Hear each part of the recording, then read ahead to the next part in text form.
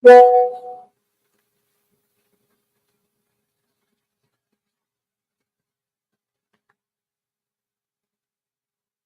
morning, good evening, good afternoon, folks. Welcome to SKTV. Welcome to SKTV Live. Let's share the show, please. Not even sure what's going on here, but let's share the show.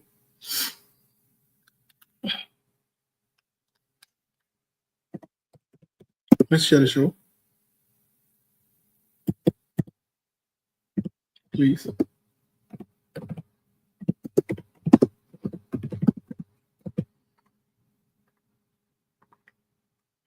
Let's share the show. Good morning, good day, good night, good afternoon, good evening. Yeah. Melbourne, Monk, Siku, and everybody will be joining us here. Happy Friday, folks. Happy Friday. Happy Friday. Let's take a quick few seconds musical break here. Happy Friday. Happy Friday. Good to be alive. Happy Friday. There are things we can do. We bring in good news and we give it to you. We touch it for podcast and connecting people and culture from here and up out of the globe. Qualified people who willing to serve. Blessing our time and our efforts are rest. The brothers giving us the end of the rest of them. So welcome and live with African. A lyrical healthy Master Clay Paris who make you again SKTV venue. Say my journey, Tina get as a man, and yes, I know money, and you love. Okay, let me come join you guys here. Let's share the show, folks. Today's Friday. Tell us where you're following us from. Today we'll take our time to recognize you, please.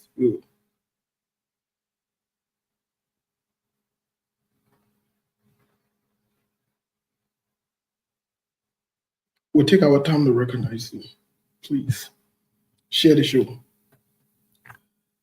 I'm on. Tell us where you're watching us from. Ajela. I'm just laughing.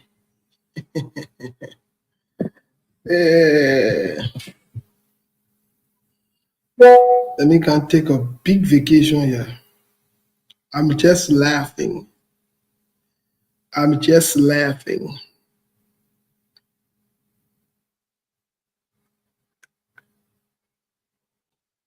I'm just laughing. But let's share the show. Let's share the show, folks. Let's share the show. Let me do this again. Give me 1 second, folks. Give me 1 second. There are things we can do. We bring in good news and we give it to you. We touch it for podcast and connecting people and culture from here and up out of the globe. Qualified people who willing to serve. Blessing our time and our efforts are rest. The brothers giving us the end of the rest of them. So welcome and live with African. A lyrical healthy Master Clay Paris who make you again SKTV venue. Say my journey, Tina get as a man, and yes, I know money, and you love SKTV, the best in Liberia. SKTV, the best in Africa. SKTV, the best in Mama Liberia. Must hold by the Lofa and Grand Bazaar. And I didn't ya to money, and I said ya to money, and I couldn't play ya to money, and I could do ya to money, and I didn't ya to money, and I said ya to money, and I couldn't play ya to money, and I could do ya to money. Okay, folks. I went to look for Milburn all the way on. I will have as a present. So again, I've been joined by my brother, my I colleague. went to look for Milburn all the way on Broad Street. Look at you. He's not going to come for my dick. Remember, tomorrow is Sunday. Stop that kind of thing. We saw where. No, that's Sunday. Tomorrow Saturday. Oh, Saturday. Sorry. Tomorrow is Saturday. I put yesterday the player from Milburn when I'm talking about the show. The player bought already there. Yeah, man. My prayer sorry, man. I don't even say what it is. Yeah, man. Tomorrow is Saturday, my brother, and today is Friday. See, what's up? My man, leave me, man. My man, you're complaining already in the committee room. There's a serious complaint against you, and the complaint, the committee chair, Sekou Kane. You know, we have so many committees. So sometimes either you co-chair or you chair the other committee, or just like that. So you, I think you are the chair on information and so forth. So we got serious complaint against you, and that's a social complaint. My man, for me, I'm not worried about complaints. That human being they can complain about animal. And me, a big boy, I can take complaints. My man, that's the kind of person you are. Big boy. Big boy chill on the Friday. Big boy. Big boy. You see me chilling today, chilling bigly. After the show, that's all chilling I'll be on. Well, you gotta chill, my brother, because that's the only life that you have to live. If you're not chill now, Steve, we won't find go chill for you. No, but do you have the recording of our president? I think I saw it somewhere on Facebook. Can you upload the recording of our president making statement on what's going on? Oh yeah. Let the people hear that.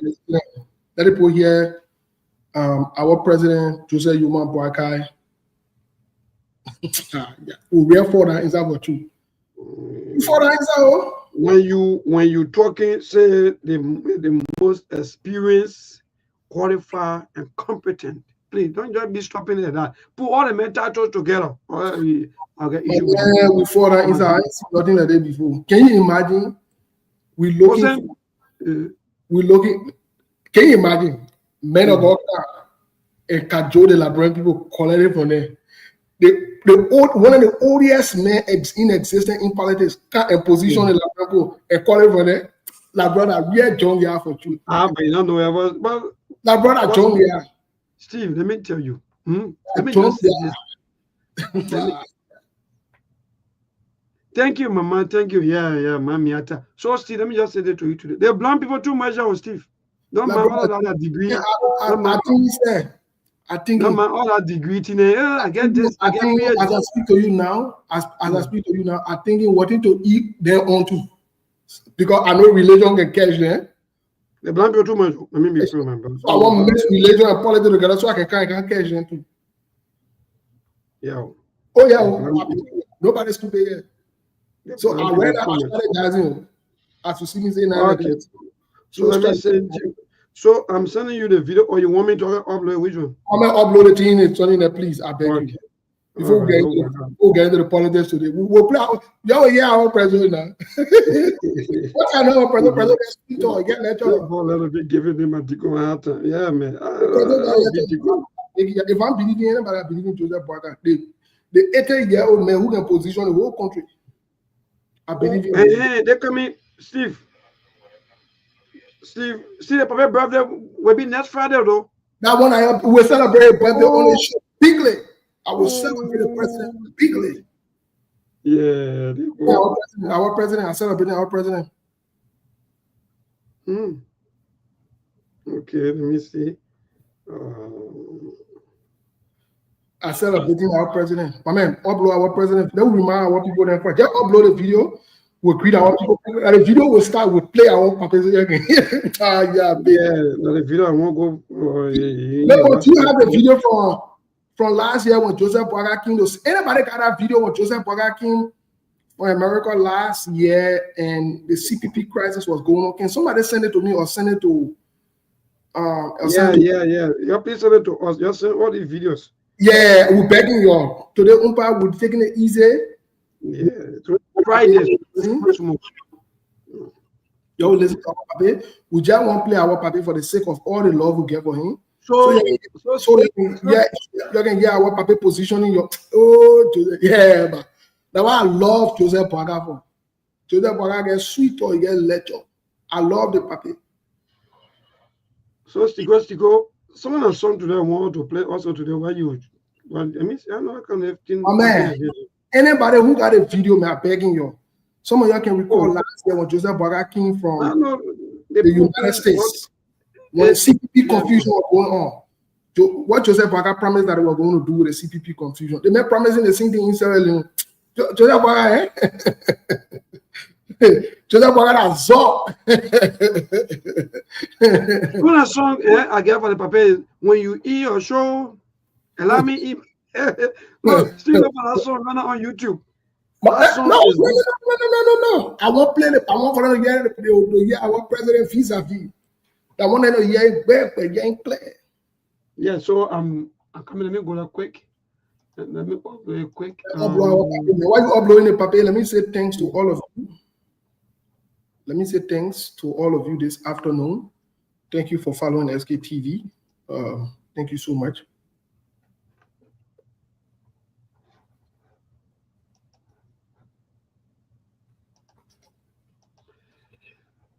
Yeah, so let me join Steve also to say thanks to all of you, and please share the show. Share the show, don't man. Yeah. No, yeah, hold on, man. Before we put it up, hold on now. Let's greet our people first, folks. Yes. Good afternoon, good evening, good morning. Welcome to today's edition. Welcome to SKTV. Please, we're still looking for that video. We're still looking for that video of when Joseph Boaga came to the United States. And he promised that when he goes back, he was going to face the crisis in the CPP. Only a few days later for Joseph Boaga to announce that they're leaving the CPP. If you got that video, some of you got it in your archive. Unfortunately, I did not save it. Yeah, somebody, no, not the one, yeah, not the one, me at the one we already got it, uploaded it. We wanted one from last time when Joseph Boaga was here, when he was in the CPP, or sometime last year, he left and went to Liberia. When they asked him, you know, what is he going to do about the fight in the CPP, he said he was going to make sure that they settle the CPP and the CPP are going to move strong and all that other extra thing. Some of you can recall, man. We're baking you'll find that video. I just don't have time right now. I was so busy this morning. I couldn't, put all the videos together, but I would have. So if any one of you following the show, and you have it, send it to me on Moses on Facebook, or send it to Milburn Johnson Kula or Johnson Milburn Kula. Please, man, if you can, that would be great. We appreciate you. Just send that video to us. Some of you have that video. Milburn, you want to go? You want to put our paper? Yes. So let's go to the paper. The bigger president in the nation, the bigger president of the whole Africa and the whole world, putting on people. The most experienced. Why they put the video? Steve, I get issue with you that do the video. No, not the video, man. I want Lofa zoom in. I know why Lofa had to zoom that video in. Yeah, but I said take that one. Let me send you the other one. Somebody just send me. Okay, good. Send that one because I have it about what they are saying. Download field. So no. Maybe the people put serious security network on it now. Yeah. So please share the show. Those of you who just joining us, today's Friday. Again, as usual, the original video, man. Don't forget also to chip into our basket. Even though Mom will be joining us very, very soon. But again, today is Friday. Don't forget. And today is the 22nd of November. Though those of you who are celebrating birthday also, I want to say happy birthday to you. Please let us know if you are celebrating your birthday. I don't know the date on that video, but I know it was sometimes early in the year. I think it was between. That was 2023 between March, April. Yeah, between March, April, and May, right in between there. Yeah, so yeah. Yeah. Yeah, So please share the show. Also, please, we are appealing to all of you. Please share the show. And let me see. How come? Okay. So let me go also on my page and see how best to share the show. Those of you who also watching, share the show, please. Yeah. Today's Friday. Yeah. Even though we starting out with the deacon. Yeah. You know, but no. Who the deacon? Who the deacon? Yeah, deacon video again. I'm looking for again. Who the deacon? Oh, I think you say yeah. Oh, my young man, well, peace. We had Deacon as president. You know, the country is good. No, still we bless. We are blessed. Many people, that's me. We are blessed. So please share the show. Share the show. And yeah. But maybe play that one. Play that one. Let me get the paper for it. Thank you, because yeah, they get the paper for it. That was paper. That was president. Anything you're saying, president. Play our president, man. That welcome from yesterday up to today. And I want to say to all of you here that while you are here, whether you commit yourself to remaining a human citizen or whatever, you're part of us. And we have an open society where your suggestions play a good role, and whatever you say constructively in regard to who we believe we are a democratic community. I don't think you should be worried about the situation back home. There's a normal legislative process. It's not the first time that there are such issues, but we are capable of handling them, capable of making sure that our country continues to move in the right direction. So I want to say to all of you, on behalf of our delegation, that we are here just to say thank you to you and to assure you that Liberia is strong. Liberia remains a democratic country, a country that plays a leadership role within this region. And also thank you for the display of all your wares that we'll be looking at, that you're not just here. Some of you have decorative skills, trying to be productive, which we appreciate. So thank you very much for coming out in the sun. And we are delighted to see you all. We wish you a very, very good stay here. And also leave open the home whenever you live, because for us, we are Nigerians, and you are welcome. So I want to thank you again for being here. May God bless you, and you remain united. All of us are trying to make our country a better country should be to serve the people of Liberia, the forgotten people of Liberia. And that's why we committed ourselves to do. But thank you again.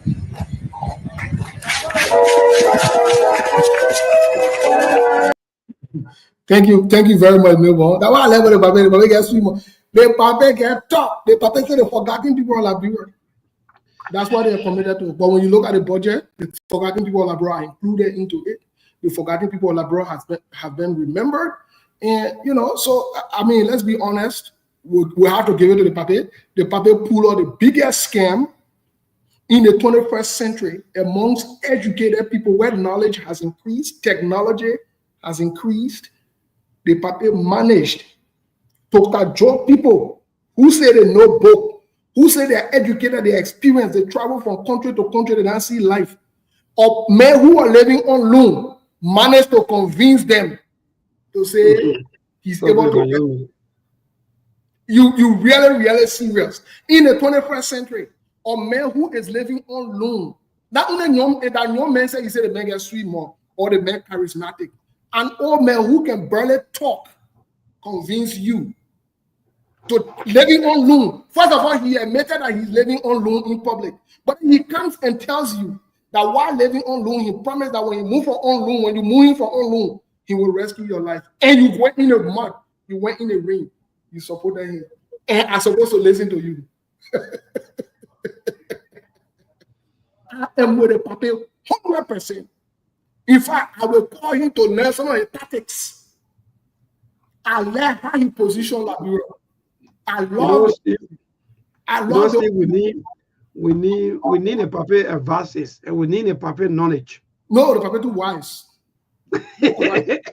In our time, in a kind of age and time, Steve, for you to hold people. Anyway, you know. I may get the update before we get into the conversation. Please, I beg you, get update. What's going on in the country? Because our papel in return again with another scam. We're ready. Well, so again, nothing much. Today is Friday. Since yesterday, the tension from the lower house between our representatives, at least today, they're a little bit kind, and Liberians are, even though discussing all of the issues about what happening at the lower house and what's going on and what's going to happen next, even though they have their own views as to what or in fact how they see it, how they take it, and what they think about what's happening. So far we are good. We are okay back home, and we're also hearing that the former president George Manawiya, who's in country, will also visit the Capitol building. That's the information we're getting, and we're hearing maybe sometime next week. That's the news we're getting. So maybe before Monday or maybe before Tuesday, something's going to happen. But again, Liberians are watching the process, even though they are heavily frustrated with the way things are going, because according to them, there's not what they expect from the lawmakers, especially people that they voted for to represent them, to see them behaving the way they are behaving. So, but we're great, and we are moving very strong, even though there are so many confirmation hearings at this upper house or the Senate, where also Louis Bryan, also a confirmation hearing was sometime, I think yesterday or day before yesterday, and so many confirmation hearings also stay ongoing on today. And also on today, Representative Yaga Kodova also, as usual, always speaking 12, and keep saying that indeed Fanadi Kofa remain the speaker. Nobody going to take him from there until when the writing is done. So we're watching the process, and Liberians are also watching the process with a lot of disappointments and so forth. The USD rate, the US rate in Liberia keep dropping back to back. Someone would say, even though tin prices, mind you, now we are also experiencing like the way you used to pay maybe something for in USD. Now when you go, they will say they want to, they want you not to pay LD just because why they don't want the price to drop. So tin price stay the same, transportation fare stay the same, even though gasoline price is down, but people are still paying the same fare from to and from. So my brother, we move, nothing much. These are happening. The weather condition here is good, and we are almost into the festive season. People already start to send out their season greetings out there also as we enter the month of December sometime next week. Well, Melbourne, thank you so much for the update. Let me say it to the Liberian people quickly. For those of you who in a constant habit of calling people for your Christmas and your New Year, whatever it is, let me say this to you. I'm sorry to say, we have done so much for Liberia. We have done so much for you.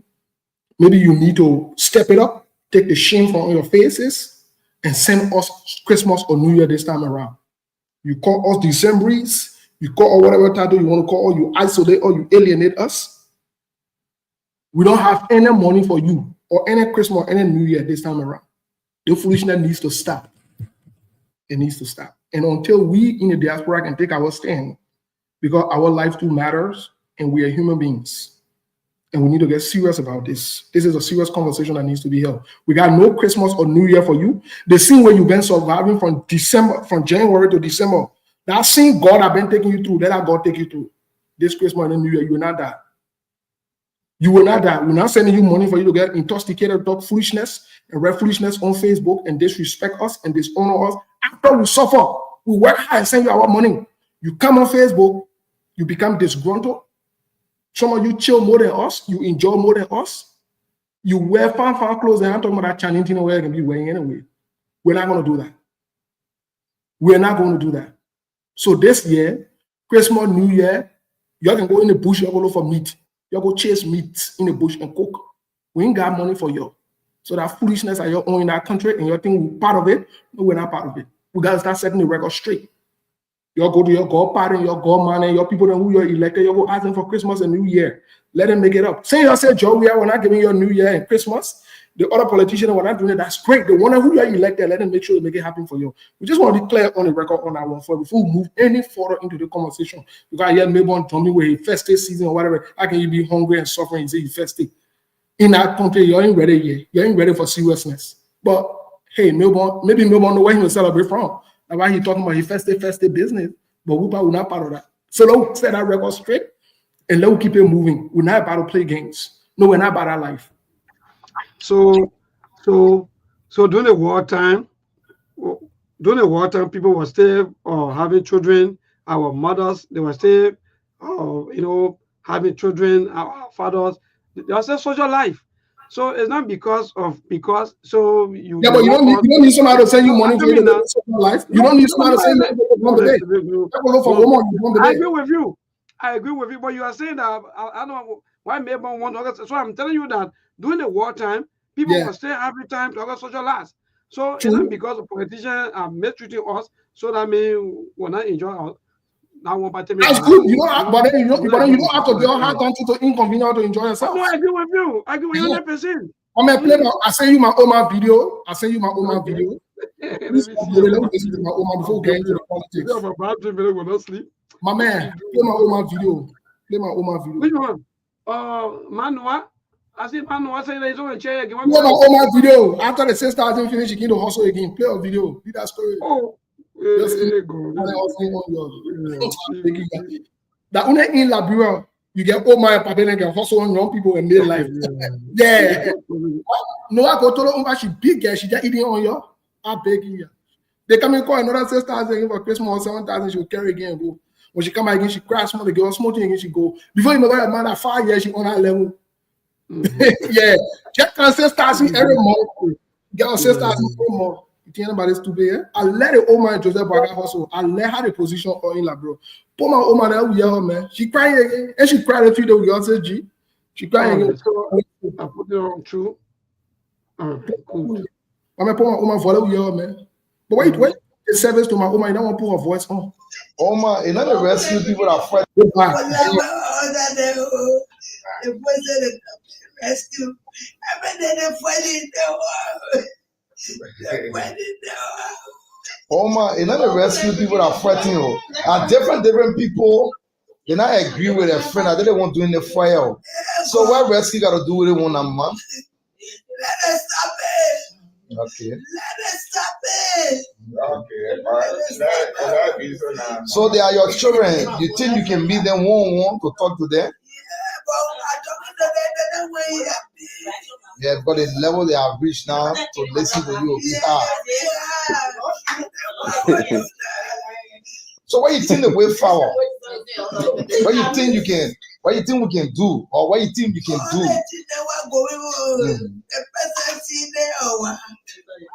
Who the question for?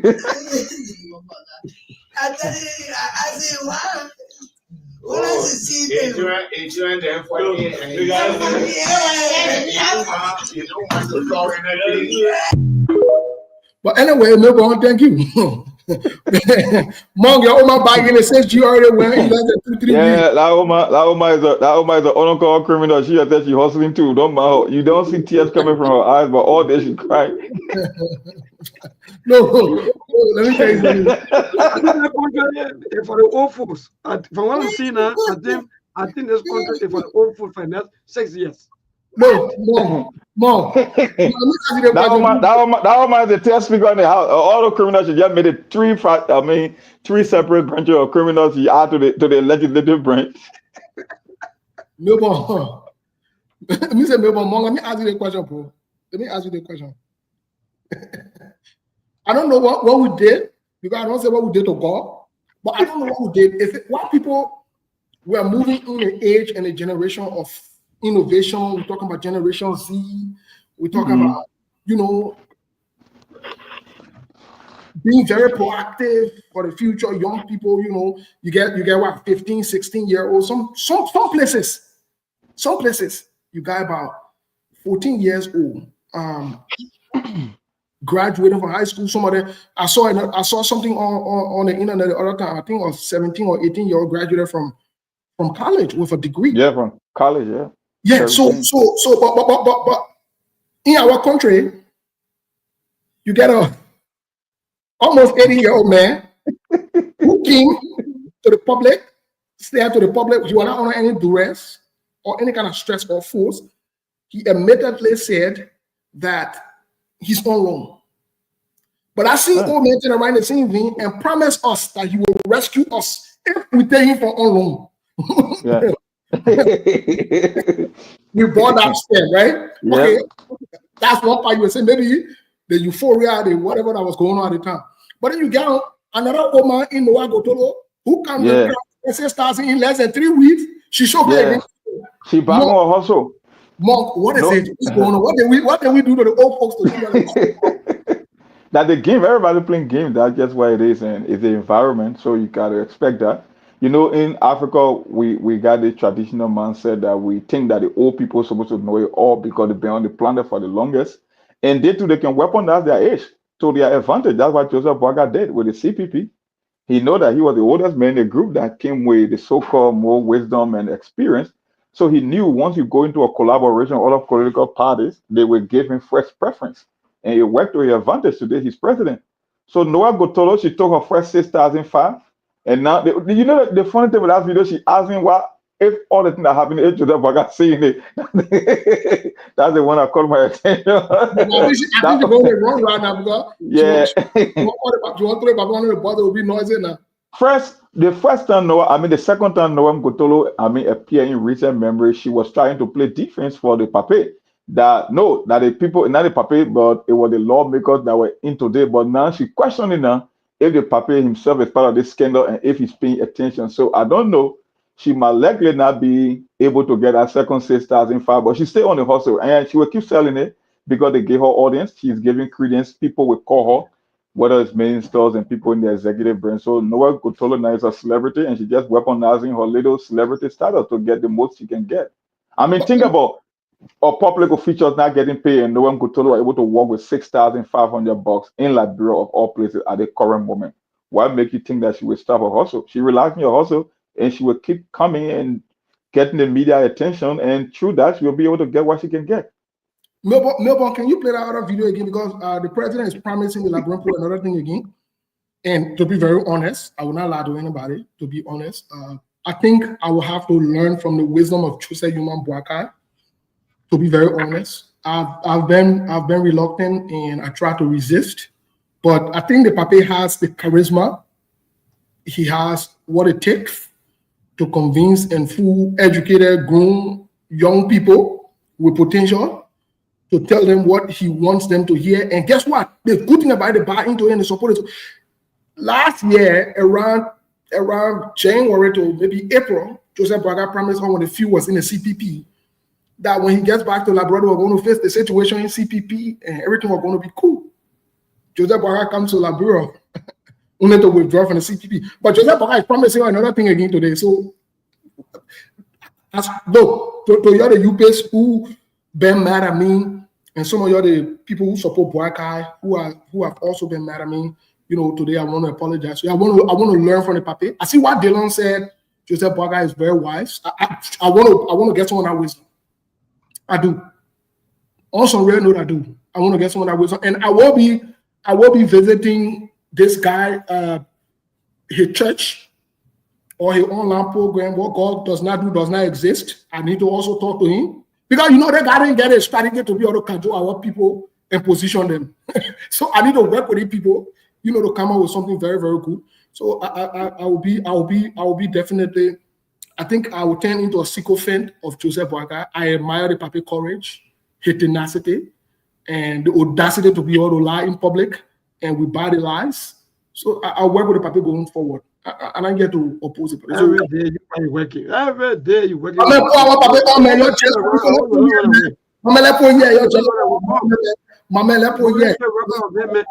they may be working with the deacon. My man, you jealous. Yeah, jealous, no problem. So in Liberia, the one speaking in Sierra Leone and telling the Labrador that it's a normal thing for the legislator to misbehave, and he coming back and they're going to handle it. Please, I beg you back. I beg you, I'm learning right now. Please, I'm learning. Two major things rather than when you join, then you can get the mind of the people who want to politics and you want to be with the papi. So I'm checking them for the video. Man, I can't be one of the biggest men of God in Liberia, but I want to be with the Baptist church. I just think that could be our church. You say no. So no, I don't want big church. I want build a different charismatic movement. I want to have a different charismatic movement. I don't want big church. All right, my young man. So there is the video. So you don't want big church. No, I don't want big church. That for the random welcome from yesterday up to today.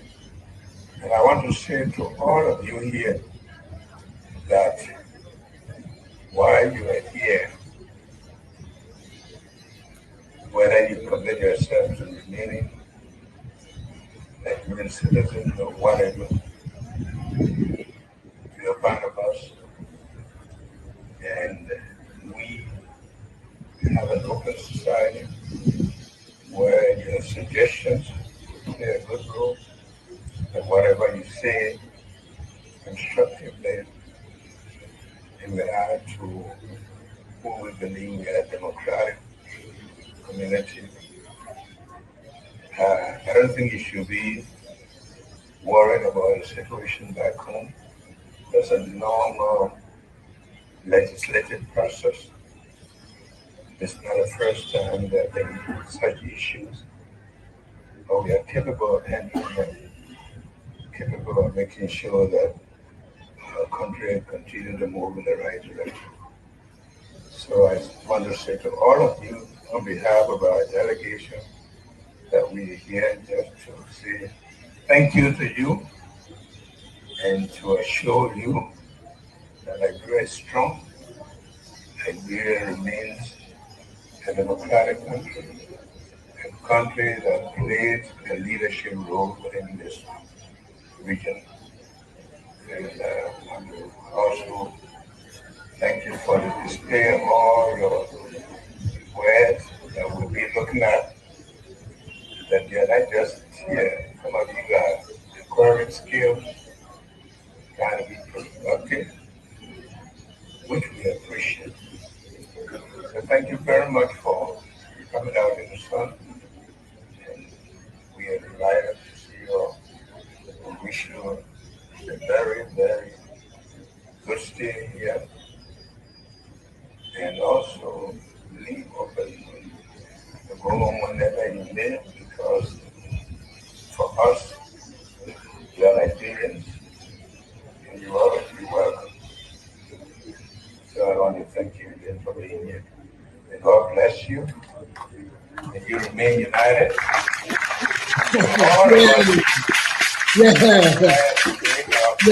Our president, the Papa spoke elegantly. Mark, how do you react before we get into the legislative conversation? Well, that's it. You say you want to take, when you want to bamboozle people, the two places to go is politics and religion. That's what he's doing.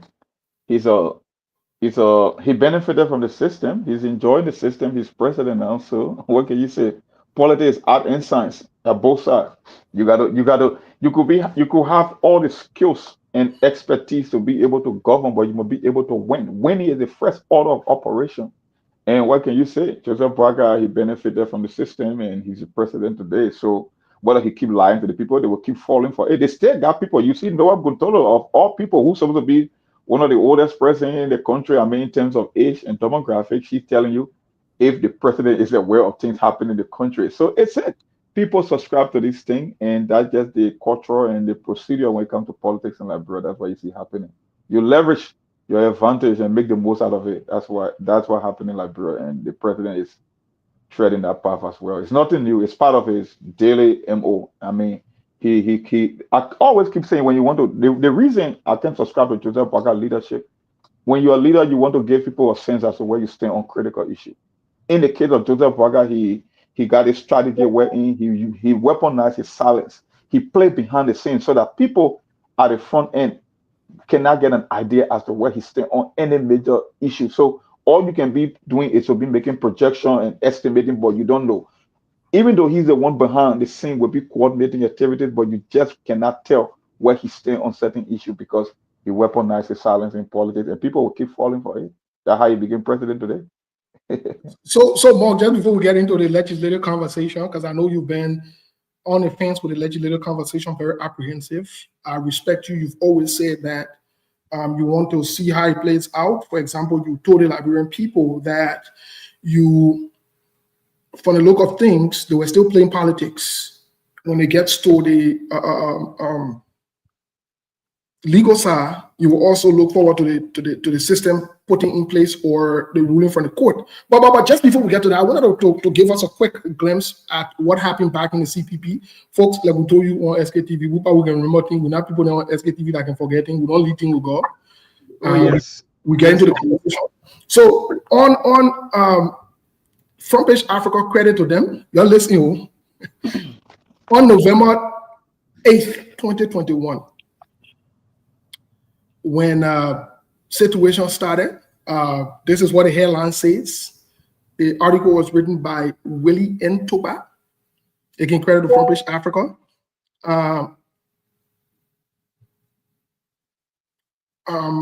This is the title. Joseph Braga promises to reach out to Cummings, bring Senator to CPP. So when the conversation started, this is what Joseph Braga, said. Quote, solving the CPP or saving the CPP situation, in there is what we intend to do.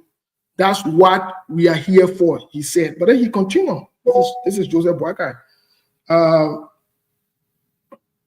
There is the collaboration, and I don't think there is a need for us to collaborate and have all of the problems we're having. We do have some problems.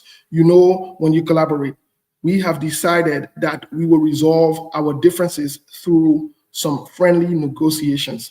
So Joseph Braga is saying here to us that, they were going to solve the problem in CPP to all the Google things. Like Monk said, I think Milburn left, I'm not sure. Like Monk said, let's revisit this, because the reason I'm bringing this up is because some of our people are quick to forget. Either they do it, deliberately or not. We have seen this path. We've been on this path with Jose Yuma Braga, where he promises one thing, he says one thing, he does another thing totally different from what he promised or said. Where are we as we are with Milburn to get into the legislative conversation? Where are we? Do you think Joseph Braga is willing to solve this problem when he has already shown his hand as to which side he's on? Joseph Braga is a politician, a cosmic politician at that. He's not going to play ball with people that don't understand politics. From the onset of this stuff, to our people, the one problem we're getting in Liberia, people are so interested in picking the side rather than getting a clear understanding. Politics, conventional thinking does not work in politics. In politics, that gamesmanship, that leverage, that exchange is very, very transactional. That's why you see Madame Sely was successful in politics, because she's a transactional leader. Politics is not like the kind of leadership you say, oh, I want to set a pace for leadership. I want to be an inspirational leader. No, politics is a transactional business, and in most cases, it's not a fair game. So the old man know that. He understands the game well. I told people at the end of the day, you don't have a better side of the two branches, the two separate caucuses in the House. They are all fighting for one thing: that budget leverage. They want power. They want to be on committees. They want to play ball. They want to make negotiation. So at the end of the day, I'm not interested who's going to win this fight. But the problem in our country is we are not solution oriented. Everybody want to keep talking about the problem. This is the perfect opportunity for you to tell lawmakers to put in place certain standards when it comes to this ambiguity as to causes in terms of removing your speaker. There is no constitutional provision that is going to solve this problem because it's not a constitutional matter. That's why every time we talk, I like to reference politics, but people will keep arguing. I like it's just common sense. Right? You think Joseph Boaga is interested in saving Fonatikova's speakership? No. Joseph Boaga wants to transact business. He wants for his budget to get approved. He wants to implement his arrest agenda. So if you think that Joseph Boaga is going to put the entire country or the entire executive branch on hold just to save Fonatikova or speakership, then I could potentially say you're both in the middle of the Sahara Desert because that's not what he's going for. He will play ball with the people that can do business. And no matter how many times Fonatikova will run to the court, I'll tell you on the show, I said it before, I told the audience here before, I say at the end of the day, no matter how long it takes, Fonatikova will be a gunner. I stick to my position. I'm not going to change on that. He understands why it's happening. He's going to play ball. That's why he went and he sent the budget to the chief clerk. Or now I think as the assistant chief clerk. Because Joseph Boaga understands there is a matter of fact, there are certain provisions in the Constitution that even give the president leverage. Steve, one thing our people don't understand when you go to the public finance law, right? Let me read something, a quick provision. Let me show you something here. Just 1 second. People talk about the Constitution. Like I say, when you want to understand issue relating to the budget, the Public Finance Management Act of 2009. Let me just read one of the provisions and you will know what's happening here. People talk about law and they don't even read their own laws, but yet they want to espouse on issue. When you read under the public financing law, right, of 2009, they give the authority of the president and they give the authority to lawmakers. Let me tell you what the president has at his advantage or disposal. In section 5, under the authority and responsibility of the president, it says the president has overall responsibility of all policy matters related to the national budget and public financial management system of the Republic of Liberia, and has the authority to take the decision and action necessary to carry out such responsibility. Except for the authority to submit the proposed budget to the legislature, the president may delegate to the minister or any authoritative and power conferred to the president under this act, subject to terms and conditions specified by the president at the time of the delegation. Such delegation, however, does not discharge the responsibility of the president with regard to this act. So it tells you there is not constitutional matter because this act is an extension of the Constitution. When it comes to the budget, the president could choose to send it to whether the clerk. He doesn't necessarily to send it to Fonatikova. I keep telling folks, when the budget leaves the executive and goes to the legislature, it's not intended for the speaker. The speaker only happens to be one of the individuals that receive it on behalf of the plenary. So Joseph Boaga knew that Fonatikova cannot conduct Quran. Why would he want to go and store his budget in the house? He would deal with the people that have the majority to conduct business. You can call it constitutional matter. You can run to the Supreme Court, but he's also within the confines of the law, and that's exactly what he's doing. That's just a segment of that's just a presidential responsibility from the Public Financial Management Act of Liberia, 2009, and it was amended in 2019. The power of the president and the chief executive when it comes to the budget. That's why I just read to you. Section 5. But more, we'll come to that. I understand the power of the executive in terms of the budget or whatever it is. But I mean, quite frankly speaking, and Milburn will be reconnecting with us here. I know we'll reach out. He has some issues over there. But more, at this point, I don't think this has to do with the executive, though. In my honest opinion, these guys never even follow their own rules in the Constitution in terms of removing a speaker. What say you? Because I don't want to delve into that conversation while we are off the radio. I want us to get into that conversation where we're on the radio, because we have to provide our voices to this conversation as it stands now. Listen, I personally, my stand behind closed doors and in public. At this point, we're on a dangerous path. We're on a very dangerous path, whether it's constitutionally or whatever it is. What these guys did yesterday is troubling. It's very concerning. I don't know what you say about it or what you think. What I did yesterday, look, Steve, politics is so complicated and it's a dirty game, right? You will believe that some things are inappropriate. The one thing I know, like I keep telling the people who say, oh, we want to go by the law, we got due process. I like my brother, when we get to a constitutional stage, the constitution will play out. That will be the Supreme Court and that will be the full bench. Anything that is political, it means that anything can happen. That's why those guys got their own standing orders. They have their rules and their own regulation. They can manipulate. And every time an act or a law is created, there are loopholes. And people will always exploit loopholes. Even in the great United States, you see it happening, every single day of the week. That's just how people, that's why you see, when you read the Constitution, when you look at the true intent of the framework, even if you are to consult any constitutional scholar, they will tell you, say, my brother, let me tell you something. In as much that you want to reference the Supreme Court or the Constitution, they are certain political matter. That's why these guys, they are the only branch of government that could self-regulate when it comes to the separation of power. That's why even when the ECOWAS mediation team came to Liberia, I keep telling people, they say we are coming to negotiate. If it was a constitutional matter, they wasn't going to waste the time because the Constitution is the law of the land. So anything that is constitutional, that's why you go back. But in this case, once it becomes a political matter, you will see all kind of gamesmanship until one group can get the result that is so desperately seek. We are still in that political aspect, and people keep talking, oh, Article 49, Article 39, Article 33. You can quote whatsoever provision you want.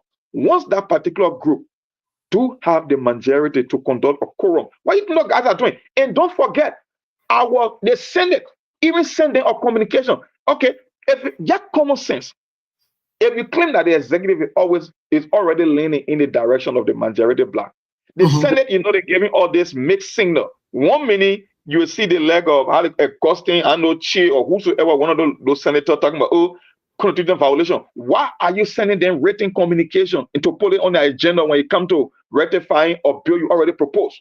Are you not doing business with the same people that you claim to be illegal?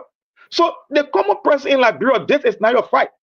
You shouldn't be interested in this nonsense because all they are doing, like I keep saying, they are a bunch of criminals that are looking for leverage. They are not irrespective of the Constitution because when you take money from the budget illegally, that's also a constitutional violation.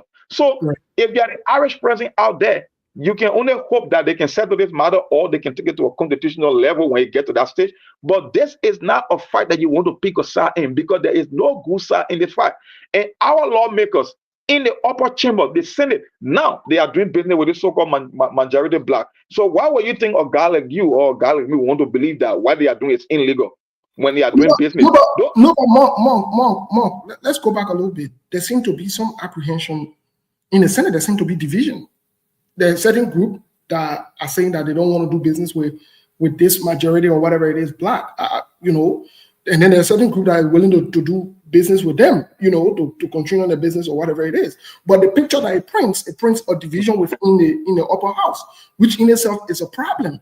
So this means that even getting the budget passed, there will be a hold up, even if the lower house was to come to a term or was to concur on something, and they have to send it to the upper house anyway to get it passed. Why, if the upper house refuses to do that, which they've seen signal to want to do this? And I want to disagree with you that this is just politics. It has reached the point now where it has become constitutional. Well, I don't know about that because what I know, you see, when our people come on this platform, we try to give them all the credible information. We try to do our background search and we give them hint on things that could potentially happen in the future. The reason this Senate group, they won't put you under the impression that they want to play fair game, but that's a lie. Because if you are telling me that the minority bloc, they are illegal, you will not be sending any communication to them, right? They will tell you on the budget because they know when it comes to the budget, they will be having leverage when it comes to that negotiation and the allocation stage of the budget, right? So you know that they have to concur. They need to have something like a joint conference between the House and the Senate. So If you are talking about the issue of the budget, why make you think they will even want for this saga to come to an end when it will give them more leverage in terms of making allocation on the budget in their committee or in the various committee in the Senate? But there is where any rational person will know that they are playing games. You know why they are pushing with the majority black, that they might likely go to the majority blacks? We told our people a few days ago that while they were on the Fonanti Kofa thing, those other criminals in the upper house were working on bill to bring about the port autonomy, that they wanted to break apart the National Port Authority framework to say, let us come to decentralization so that the Port of Maryland, Sano, and Grand Bassa can operate independently of the free port of Monrovia. We talked about this on the show, right? Right. And do you know 48 hours ago, they already crafted a bill that they will have to come in conjunction with the lower house to pass that bill to make it into law when we won our people almost a week ago. That's what they were working on behind closed door. They have already drafted that bill. But yeah, that's such a bill. It won't only require the Senate to pass that bill. They have to work with the House. And that's why I keep telling you they will work with the majority black, because for them, it's all about money. It's all about stealing. Look, let me tell you something. When you want to bring about port autonomy or decentralization to say, oh, you want to increase efficiency, that economic situation can bring about those decisions. When you go to Ivory Coast, you go to Ghana, you go to Nigeria, all these people, they are operated under one authority. But for our criminals, they want to break it apart so they can do their own thing and auction your ports in the name of decentralization and increasing productivity. That's a lie. And we keep telling our people on the show all the time, when you pay attention to details on SKTV, you will know exactly what's happening because we told you before. And why we told you already happened. So what make you think? Look at this guy. Wait, Mark. So let's go back. Yes. Why this distraction was going on? Yes. The upper house was leveraging this whole situation and crafting a bill to be able to decentralize separate the ports. Yeah. Okay, but then the question becomes, who collects the revenue should this pass? Who will be in charge of running the ports? Will it be those senators or those lawmakers? Or it will not be the It won't be the senator directly, but once the port fall within that jurisdiction, it means the local authority in that county will be running port management. And who do you think will have leverage? Even your lawmaker will still have leverage in the county, like the people from Sano County, right? Don't forget your Senate pro tem is from the port of, from Grand Bassa County, and the port of Buchanan is in Hawk County, right? You got the port of Maryland. That's why people who can read between the lines, they told people long ago that, you know what? Like some of these guys, they are positioning themselves for 2029. They want to fund out their campaign. That's why they are pushing for port autonomy.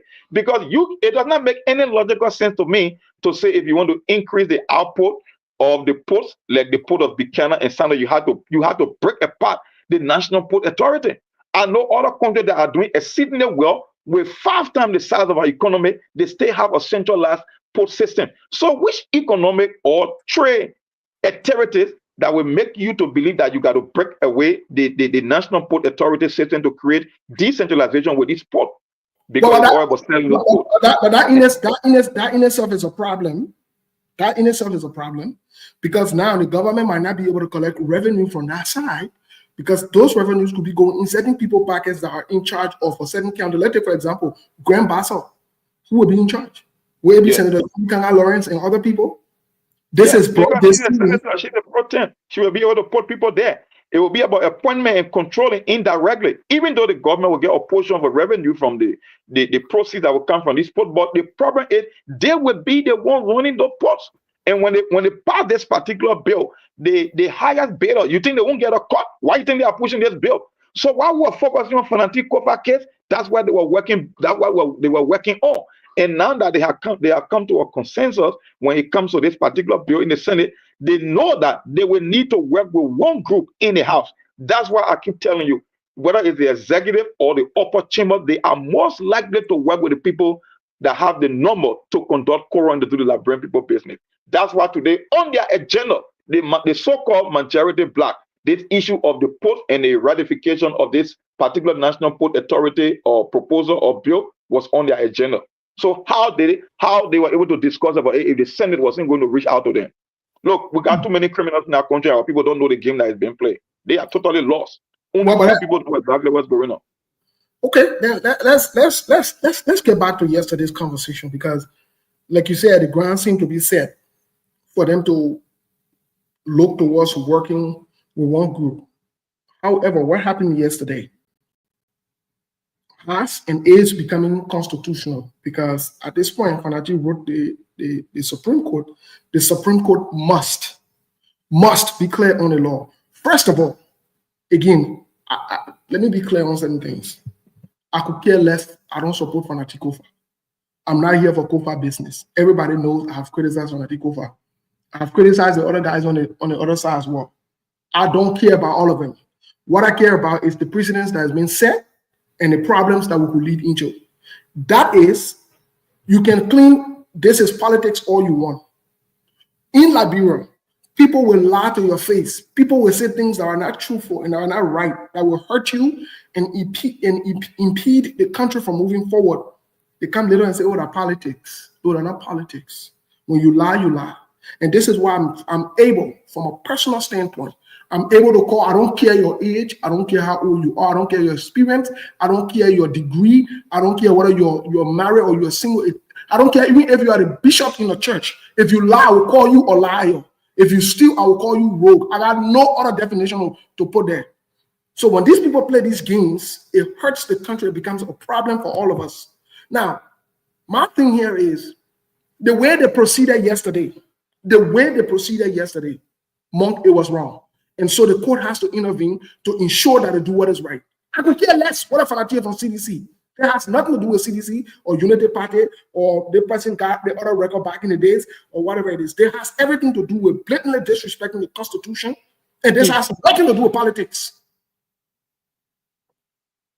Well, all I'm saying, I'm now a constitutional lawyer. I'm now a legal practitioner. I know that when that time reaches for the Supreme Court to intervene, they will intervene. What I'm saying, once this thing remains in the political stage, you can expect all kind of drama to happen, because there are so many ambiguities when it comes to politics, especially when it comes to a house. When it comes to a house, the house is the body. They can do so many things. Even, let me give you one example in America. When the president makes an appointment of a cabinet member, it's up to the Senate to confirm that president. That's law. It's in the Constitution, in the federal statute. But lawmakers can play politics where they can delay. When they want to cripple a president with certain agenda, they can play games with his nominees by going up to 2 years without filling vacancies in that particular cabinet. But yeah, it's it. There are ambiguities in the law that the president can use something called a recess appointment. The president of the United States can wait until Congress, when he noted that there are certain members in Congress or in the Senate that are not leaning towards approving of his nominee. What he would do, he would wait for them to go on recess, and then he would make an appointment behind them. Look, politics, let me tell you something. You will never understand it. It's always complicated, especially when it comes to lawmakers, because that's just how the game is played. When the constitutional aspect reach, I know the law will take its course, and the people who are responsible for that. All I am saying, the people who want to get the business done, they will always lean with the majority black. You can call their move illegal. At the end of the day, they will tell you they get something called the greater good or the common good. They will say, you know what, the president got a lot of things on his agenda. We got to pay, save us seven. The same thing the banks and other people can do in America. Do you know that when they talk about financial crisis here, you will look at banks that will take taxpayer money and go play gamble over it. When they end up losing the money, when they make a wrong bet, they will go and tell the government, say, we're too big to fail. We got a lot of loan out there. If you cannot bail out, a lot of business will go down. Guess what the government will do? They will take the same taxpayer money and go and bail these people out who are playing gamble in the first place, who are rolling a dice. That's just the nature of politics. So I'm not looking at it from the legal standpoint. I keep telling you, when we get to the legal aspect, the law will take its course. But once it's in the political stage, my brother, expect all the drama, expect Aki and Bobo Balawala story. That's just the nature of their business. And you will keep seeing it every single day. That's why I told you, I think at the end of the day, whether the speaker is wrong or the speaker is right, I know that at the end of the day, he will be gone. Because these guys, with that particular majority to conduct quorum, they will keep scraping him of all his power until it will get to the point it will be like, you know what, there is no need to keep all this fight.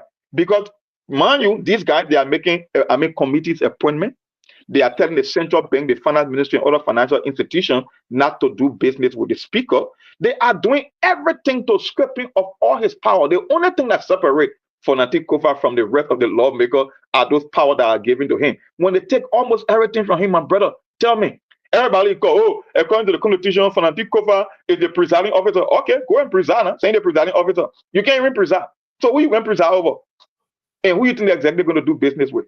That's all I'm saying. I look at the political side, not the legal Okay, side. but what say you? What do you think? What is your view? Yeah, so I respectfully disagree with my brother or Monk.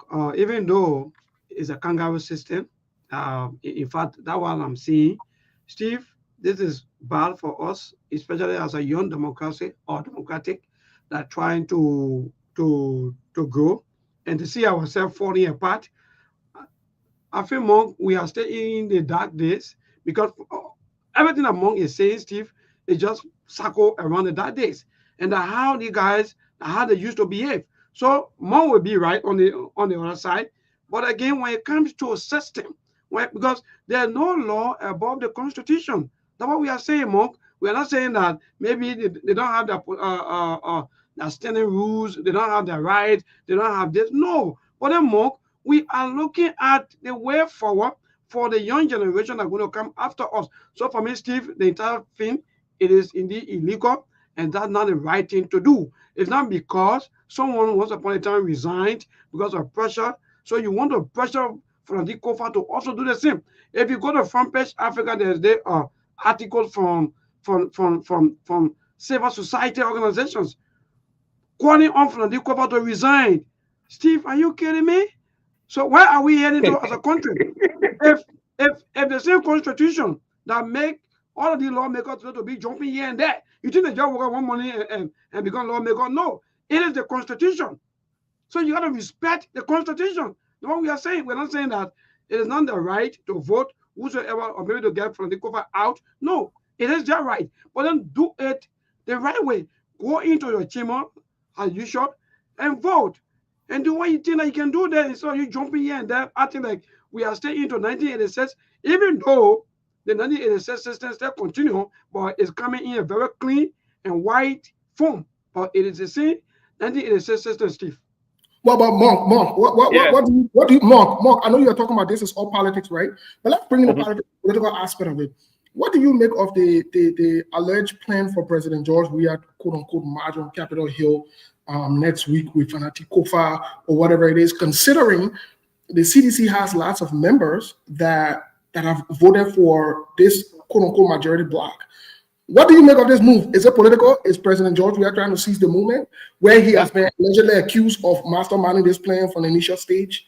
What say you? My brother, that's the beauty of politics. Like what I keep saying, you will see all the movie, the Aki and Bobo, the Tom and Jerry story. You look at Francis Kofa represent, even though he came from Liberty Party official, or originally before becoming a CDC, right? Francis Kofa couldn't even maintain his own party caucus as a sitting speaker. The people that left from under Francis Kofa that went to the majority bloc, most of them are sedition as well, right? Look at the game they played recently. They were 43 when we're making the count. We say, okay, you guys got more than enough number to call for a quorum, but they lost it 49. All of a sudden, they were able to list 50, and then 5 or 6 of them say, "Oh, we came up with some affidavit to rescind our signature." My brother, we are not stupid. You're just playing games. You guys already have the number. You just don't want to go through the due process stage, right? Because you get so many ways to skin the cat. I told you when Thomas Fala wrote that letter, didn't I tell you that Thomas Fala was playing? He just sent signal. What happened to Thomas Fala? Thomas Fala left. Where Thomas Fala came from? CDC, right? And all the lawmakers have been coming. So you want to tell me, in Francis Kofa's own party, in your own party caucus, if he cannot maintain the togetherness of his own party caucus, you want me to believe that he can maintain speakership? Even if he will get past this saga? No. People, his fans, his supporters, they have lost trust in Francis Kofa. That's what I keep saying. At the end of the day, whether you call it constitutional, whether you call it illegal, whether you say it's not healthy for our democracy, I know he will be gone at the end of the day. Those guys are just exercising tons of options that are available to them to guarantee his resignation or his removal. That's why I keep saying they are scraping power from him, they are weakening him, they play psychological and mental game, they will play politics all they want. Why do you want me to believe that George Weah will want to seize the moment and claim that he in support of Francis Kofa? Do I look stupid to you? Like someone can paste on my shoulder and tell me it's raining? If George believed that he carried so much leverage being the former president, that he's so popular, he would have demanded that every CDC lawmaker who has stood out with Francis Kofa. You telling me Francis Kofa cannot maintain his own CDC caucus, but you want to believe that at the 11th hour, Georgia is coming to come in to save the day. Yeah, you can go and say that to the birds. I'm not buying that. That's optics. Well, That's way above optics. Well, I agree with you. I agree with you on this one, and this is a sticky way to go. The question becomes now? Why this is unprecedented? Why is President George Weah infusing himself into this? Is this a public feud that he's trying to spark up with? Whether it's Thomas Faladin and other people that were on the other side, is this a payback, or is this really standing with Fanatic Kofa to ensure that those CDC lawmakers who left would evidently come back? What is it? What's really going on? Because you asked a good question. Why is it President George Weah can use his leverage instead of walking to the Capitol building? Why can't he leverage to call civilians who are already there to make sure they do a recall or they do what is right? Maybe what say you? Because I mean, this is a sticky issue and it sounds like a joke. But just before Melbourne comes in, Steve, just before Melbourne comes, we are talking about legitimacy, and the legitimacy it borders around numbers, right? If George is truly interested in Fanatic Kofa maintaining his speakership, if he had maintained every CDC lawmaker in the camp of Fanatic Kofa, then you will say the party is standing together as one. But you got a leg of DJ Blue, you got the other people from CDC growing, they leave Fanatic Kofa, and you want me to believe that just because George came here at 11 hours, he's trying to save Fanatic Kofa speakership? No, it doesn't make any sense. You have to maintain your caucus, and there's a numbers game. What the head of the party, the most popular man, the iconic figure in the party, he will sit there and allow people to leave, including the deputy speaker, who happens to be of sedition, Thomas Fala. Thomas Fala was the first man that showed signal. I said, when Thomas Fala wrote that letter, we said it on SKTV. Look, those guys, they have the number to remove the speaker. I know at the end of the day, the problem is they themselves, they believe that in certain portion of this whole saga, they also engage in some legal activity. So if you say you want to go to the due process and you want to use the court, maybe some of them might be implicated as well. Because as far as I'm concerned, using bribe to remove the speaker, even though it's not on paper, but that's an allegation you could make also. I am just saying there is no good side to this fight. And we will not take side. I don't know for individual on this platform, but I think we will not take side until we can get to the constitutional aspect. When the law does the interpretation, including our Supreme Court, the full bench, then we can get out of the political stage. But once it's in this stage, expect anything to happen. Leave it open-ended. Well, so again, with the former president issue going at the Capitol building sometime next week, let me just say this to Monk and all of us as people. You know, nobody want to govern a state with a lot of noise, maybe frank. So, and mind you, the former president also had his own command. So whether you go there to go and talk with maybe society lawmakers or not, I think that would not be one of the best things, that seeing the former president who has his own command, who has a lot of people following him, also going at the Capitol building. So one, let me just say the former president going at the Capitol building may also, Monk, I agree with you, but it may also turn things around. Like for example, if those lawmakers who were once upon a time stay away maybe from having session, they may let them go on the gabble of the Fanatic Kofa, and maybe the number may let them increase or get 37. You don't know. That politics that you are saying. So also all of these things have its own implication. So for me, Steve, the former president going, even though Mo is saying he's late, and it is true, I agree with Mo, he's late, and he's late. But again, nobody knows what's going to happen next week, because this is politics and people might change. But let me ask you among this question. Yeah, you guys are talking about the political side of it. You guys are talking about the President George Weah, maybe keeping up with the plans to go there on Capitol Hill. Now, if President George Weah's supporters should troop on the Capitol Hill, former President George Weah has no control over these supporters. What if they create chaos and confusion over there, or they go and attack the other people? Monk, do you think this is a safe strategy? Do you think this is the right thing to do for him, President George Weah, to walk on Capitol Hill, quote unquote, with some of his supporters or whatever it is? What if there is some level of, if I can use this word, disgruntledness? Or what if it turns into a chaotic scene? Because the other guy will be in outer chambers. And you have some of these supporters who are overly zealous. They cannot be controlled. What say you? Is this the recipe for disaster? How can the security put these things under control? You got Alabama National Police, why I see can be passing around with 15 men with riot gear. They're looking unhealthy. They're looking like, unfortunately, looking like they can't eat on time. They can't get paid on time. I mean, these guys could run them over in that place, and it could be a serious chaos over there. What say you? You know, it's kind of a funny, you know, like what I keep saying, I say conventional thinking does not apply in politics, and it doesn't work in politics. The people who are making the case about the Constitution, they're saying that the majority black doesn't have the number to remove the speaker, so he go into the Supreme Court to get a redress. Okay, granted, you want to play constitutional scholar, you want to play law, you want to play due process. But if Fanatikova is going to the Supreme Court, and Fanatikova brought Georgia at the 11th hour to sway the numbers in his favor, isn't that a constitutional violation too? For the people who want to play constitutional scholar. If you are going to the Supreme Court to see redress and tell the Librarian that you need 49, that you cannot get me out of here until you get 49, and he already taking a petition to the Supreme Court, and then at the 11th hour, let's just assume he's bringing George Weah to use his leverage to sway some members back into his fold to get that number to conduct a quorum. Don't you think that would be some kind of a constitutional breach that a former president will interfere? Even though when he's president, he's not allowed to interfere with legislative politics. But you're talking about a former president that is no longer in power, going to Capitol Hill to sway members from the majority black to the minority black. Don't you think that's a constitutional provision that has been broken?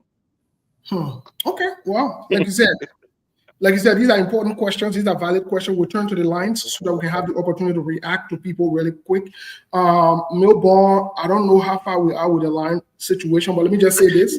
Either way the thing goes, Liberia has been disgraced. This is bad. This is not a good thing. This is a wrong move. So I mean, this could be chaotic. It's alleged, should President George Weah go on the Capitol Hill with his supporters, you never know what could happen. And let me tell you, I'm not taking anything off the table. With the level of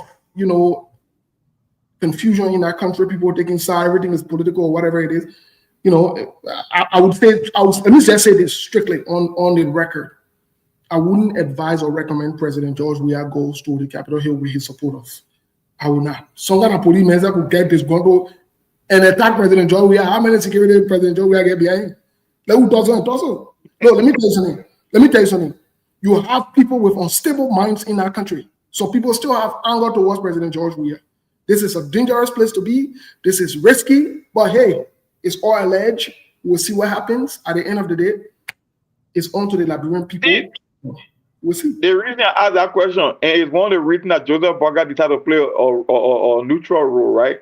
Like I said, because that separation of power and that overreach or provision in the Constitution. So you are telling me, for the people who are making the case for the speaker, you want to tell me that the current president, with all the executive privileges and power, he cannot interfere in legislative matter. But you want me to believe that a guy who left office with no executive power, he can walk into the first branch of government on their premises and be able to sway numbers in the interest of Fanatikova. Yeah, but why if all politics too much?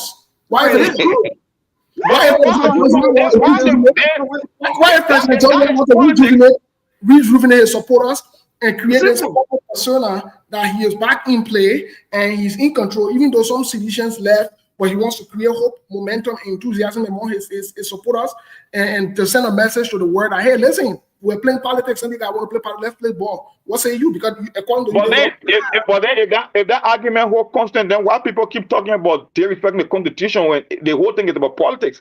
That's why I keep saying, once it remains in the political stage, you will see all the drama and all the movement in politics. When it gets to the constitutional stage, that when the law will come and interpret, it will be interpreted and then we can send a precedent. Until then, you will keep seeing drama after drama. But they got one group who want to take it from the political stage and be quoting constitutional provision when in fact every single one of them are playing politics. That's my argument.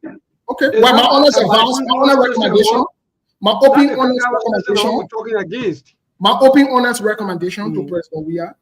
Let him stay out. Let him stay out of this and do the workings from behind and use his influence and connection. Let me just be honest. Let me say this. Let me say this. Even if I were dreaming, I would disagree with leaders. I will openly criticize leaders. But even if I were dreaming in my wildest dream, I would never encourage anybody to hurt, attack, or physically harm any leader. No. That I'm against 100%. But what I would say is people in that country, they are unstable. There are some people that are just genuinely mad with him. There are some people that would never reconcile the fact that he became president of the country. There are some people that up until now, even though they won this election, they are still mad at President George Weah. And that's something that they have to sort out. So President George Weah, my honest recommendation, do your work behind closed doors. Do what you can do, use your influence or whatever it is. But going physically on that Capitol building will create a lot of tension. It will create problems. And I wouldn't recommend that. But if that's what you want to do, you are grown. You're a former president. You have rights to do what you want to do. But that would be my honest recommendation. But maybe let's try to go to the line. But before we go to the line, here's something interesting. No. Thank you. Before you open the line, that's another interesting topic that I want both of you to chime in on. Really But go ahead.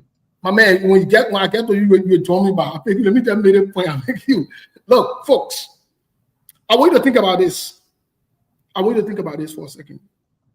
President Joseph Yuma Bwaga is still alive. President Joseph Yuma Bwaga is still the president of Liberia. President Joseph Yuma Bwaga is still moving around. We can disagree with his politics, his governance, and his tactics. We can disagree his leadership style. We can disagree with that. Does it make any sense for the president to still be alive, still moving, and still the president of the republic? But the budget comes up, and the vice president's budget is more than the president's budget. Monk, what does that say to you, and what kind of signal is this?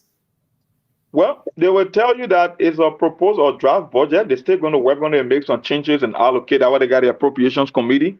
They will go into their caucuses and their various committee. They will move money here and there in the budget line, and until it can become a law, because I know that it's not common. I haven't seen it before. Not even in the great United States, where in the vice president, and people believe that the vice president position is a dominant position. It's just like something that will bestow upon you. And when it comes to the operational aspect, that he's giving more money and more funds in the national budget as opposed to the chief executive, I have never seen it anywhere in the world. But we'll let it dust to settle, because they stay in the process.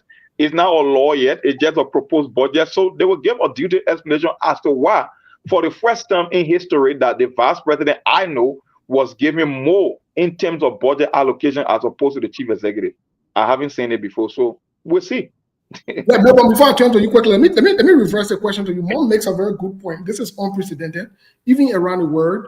In other nations, or even let's just put whether you are working for private sector or public sector. Normally, those, you don't see the budget of the people who are heads of those institutions. The president owner, you don't see the owner money plenty by the person who is the head. It doesn't make any sense, right? It literally doesn't make any sense. But here's the thing I wanted to ask you, Milbo. And Mark is saying that it's not constitutional yet. We don't have to agree with him.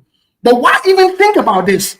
Why even do this? Why even propose this? What say you, Milborn? And more probably after Milborn, we'll go straight to the line. So that question has been asked on so many occasions, even some local radio stations, and the only answer that I keep hearing is, "Oh, the president reduced his budget.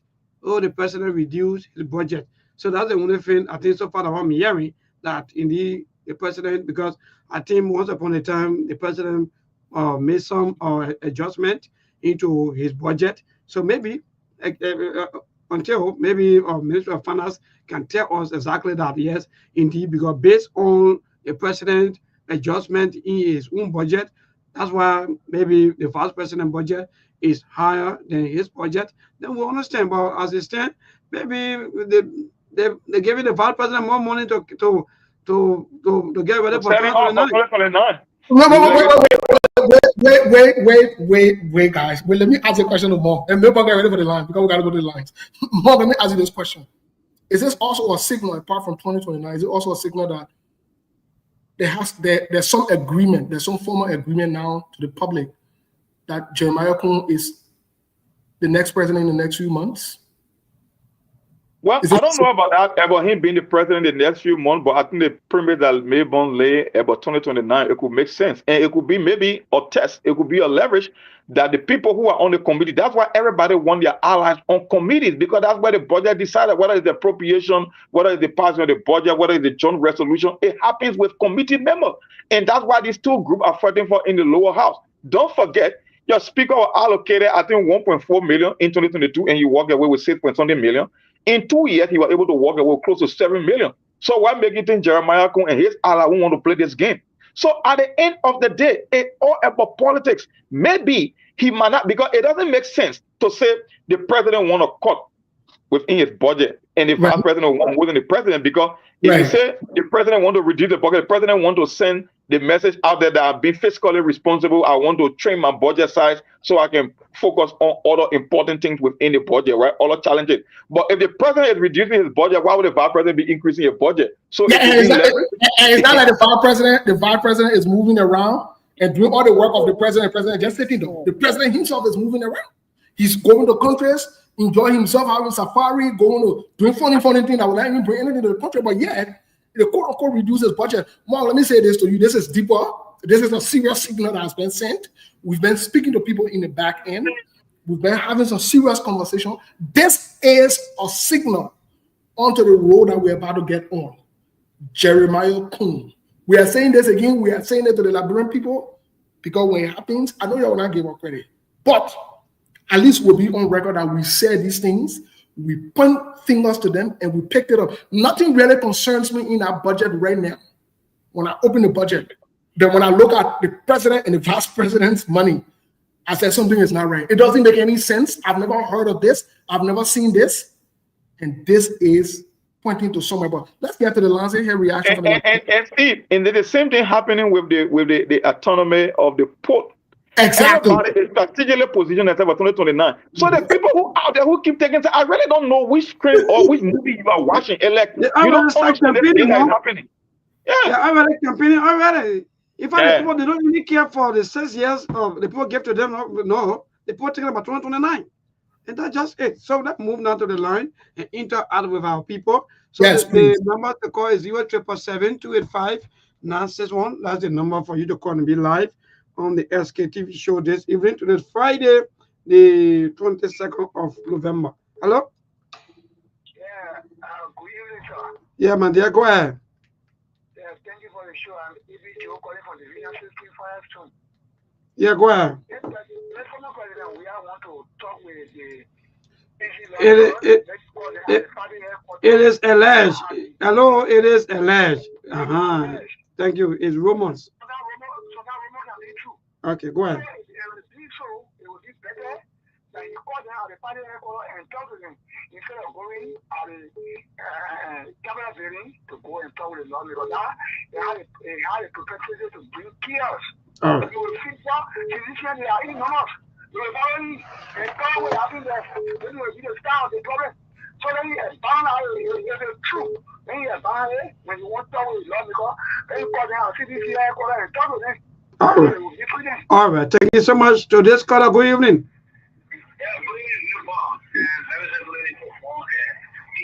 Yeah, go ahead, my brother. Yeah, this is David King. You know, the issue that took place yesterday, I said where Mo wants to tell me or the public that Liberia is a lawless state now.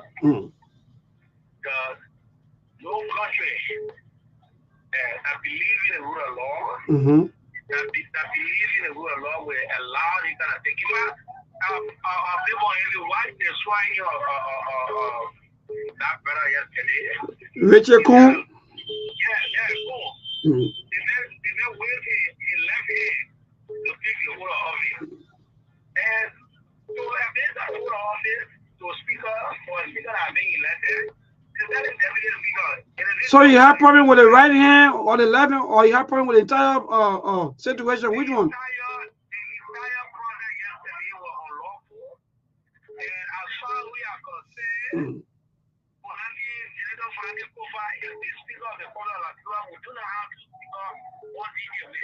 all right, thank you so much for Nanti Kofa remain the speaker. So let's call a good evening.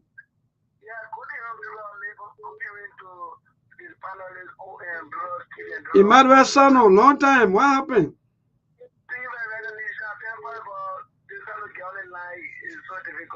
I think my recognition, man, I can't is my name from the script to peace and nego. Yeah, I mean, we start going to like people who said they speak up if I don't have the leverage to control is in police in the those who came on the CDC.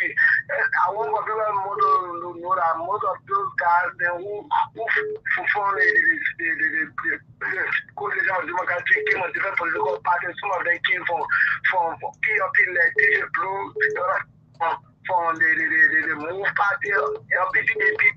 Came on different parties. Now their party have left the Congress of Democratic Change. So most of them don't subscribe to the Congress of Democratic Change whenever our political leaders speak to tendency. Don't support majority black. So I want to disagree with you more. And also, I want the lawmakers to know that what they are doing is wrong.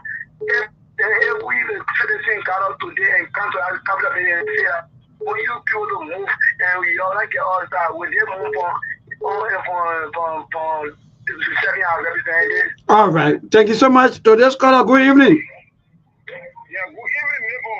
Yeah, man, dear, go ahead. Thank you very much. Neighbor, once again, this is Aaron Davis from here. I join your discussion on the legacy of former President of Linda Market. Neighbor, I listened to your show. One of your co-presenters said that former President was going to the Capitol building.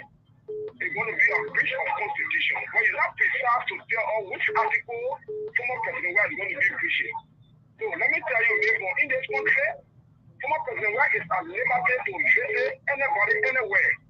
There is no restriction. What the article in the Constitution that says, a former president shouldn't visit, a former president is restricted from going to certain place or places in this country. That's the article that there. So let me tell you, your colleague is raising false alarm about the former president going to visit somebody at the Capitol building. That's a false alarm. Nothing going to happen. We start our president is a peaceful man. He's going down to visit whosoever that he wants to visit. Nothing going to happen. Thank you very much. Thank you so much. And we have other international callers also. Please to this caller. Sorry, though, my brother. Yeah, you'll be calling back to me. It's a good evening. Good evening, neighbor. So basically, I'm John, and I call from UK. So basically, why the issue of investigation, I tend to agree to what Steve said concerning the president. You know, if it is established that the former president is truly marching to the capital, I think that's not the best way forward. So that one, I wouldn't disagree with the opinion that says that the former president will actually march to the capital. So the only thing is, I think the whole speaker thing, the reason why the majority party, what they do is not even wrong. It's based on the opinion from people like Zelemon. I'm very following it. Let me tell you what, most of the lawmakers, they switch station after every hour. You guys were listening to OKFM. I saw OKFM finish, they switch to SKTV. SKTV will finish between 8 maybe to 8:30. They'll switch to Small FM.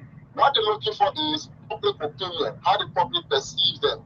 So if you have people like me, or Monk, who know what the law says, and you only say because the speaker doesn't have 37 and the other people get 39, so you only elaborate for this in the wisdom. I tell you what, if that budget is delayed, that doesn't mean the government will shut down. The PFM law is very clear. If you read the PFM law, part 3, section 17, it gave the finance minister to spend certain portion of the budget while the legislature is still going through that formality. So even if they drag up to 2-3 months, that doesn't stop the government from running. Can you remember when the budget was being delayed, I was passed somewhere around July? They were taking day. So basically what I mean is, if your talk show was to be reading directly from the law and then citing it from people listening to you guys to get basic insight from what the law says, they will know that they are wrong. And let me tell you why. Somebody who has nobody before a power make them somebody, the most terrifying move of their life is to lose the power that make them somebody. So once they know their public and law against them, they will not be doing what they're doing. But if you keep giving them opinion, simply because we feel that they get 43 and the other make every 37, then I think that's wrong. We need to stop that. All right, thank you so much. Let me go to Pascal Davis. Pascal, good evening.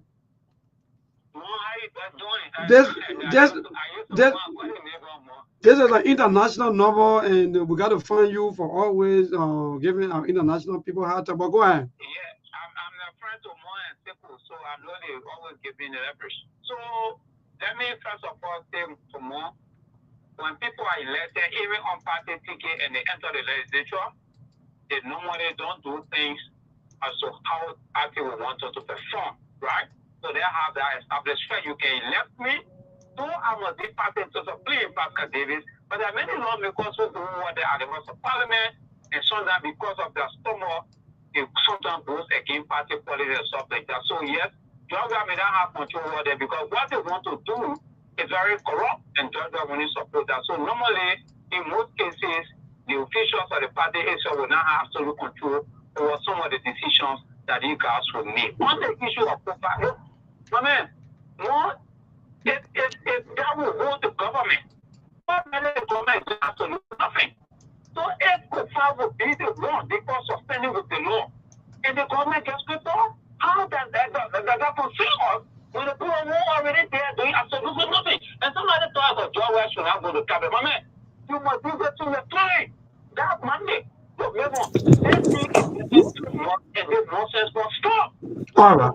All right. Thank you so much. Let me go to this call up in 1 minute. Let's keep to our time. Hello. So thank you. Good evening. Yeah, my brother. Good evening. The first something like Prince Kolake. Thank you.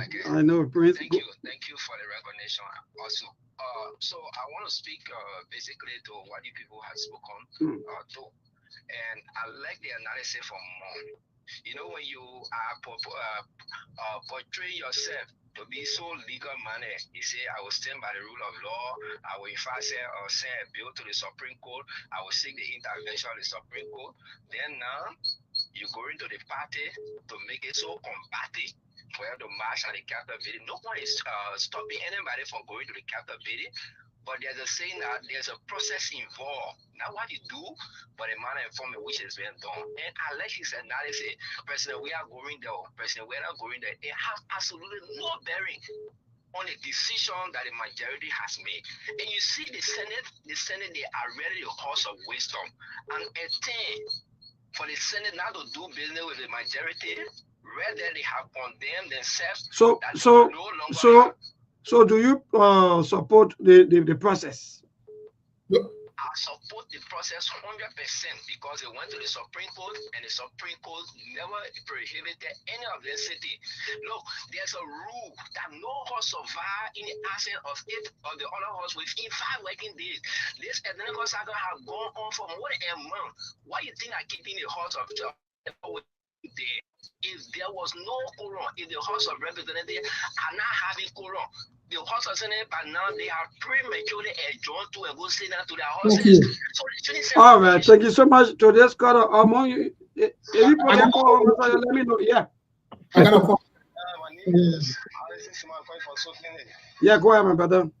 Yeah, I don't see any need for President William to be going to the cabinet meeting because they will not materialize. He's just going there maybe to show himself. The people are all account on decision. The people are account on decision. Nothing can change it. If the speaker now we know is Richard, now we don't know from the speaker. Say you don't know. Hello. Say I don't know. You see that? No. That is say between two persons. So don't say the speaker we know now. Say the one I know now. No, I'm speaking majority because now the people put that constitution in a rule yesterday. It's not in Kali. It's not hearing. So I don't see any the ways that President we are going to cabinet meeting to march with the policy. So the way the president went on yesterday, do you support that? Yeah, 100% I support that. Okay, thank you so much. Steve. Yeah, go ahead. Yes. Yeah. Talk. You wanted to say something? Yeah, I got to call up quickly. Hold on. Call up. What's your name? Yeah, go ahead. This Lofa. Lofa, what's up, bro? Yeah, I'm doing good, bro. I just wanted to kind of buttress what Monk spoke to earlier. And again, I think Monk been literally trying to be on this message. I think people just purposely chose to ignore the reality on ground here. Everyone continued to say the Constitution. But I continue to ask one question, And I made similar, I made similar position statement on the closing argument last night. The Constitution references due process, but it is not specific as to what constitutes due process.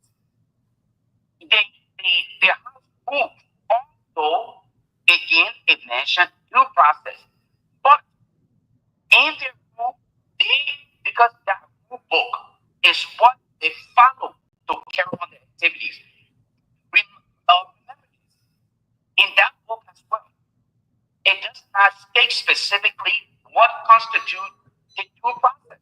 So if they come up and say, okay, as part of the due process, we invited Kofa to come and sit in the chamber where we had the majority block because we wanted to go through investigation or to be interrogated.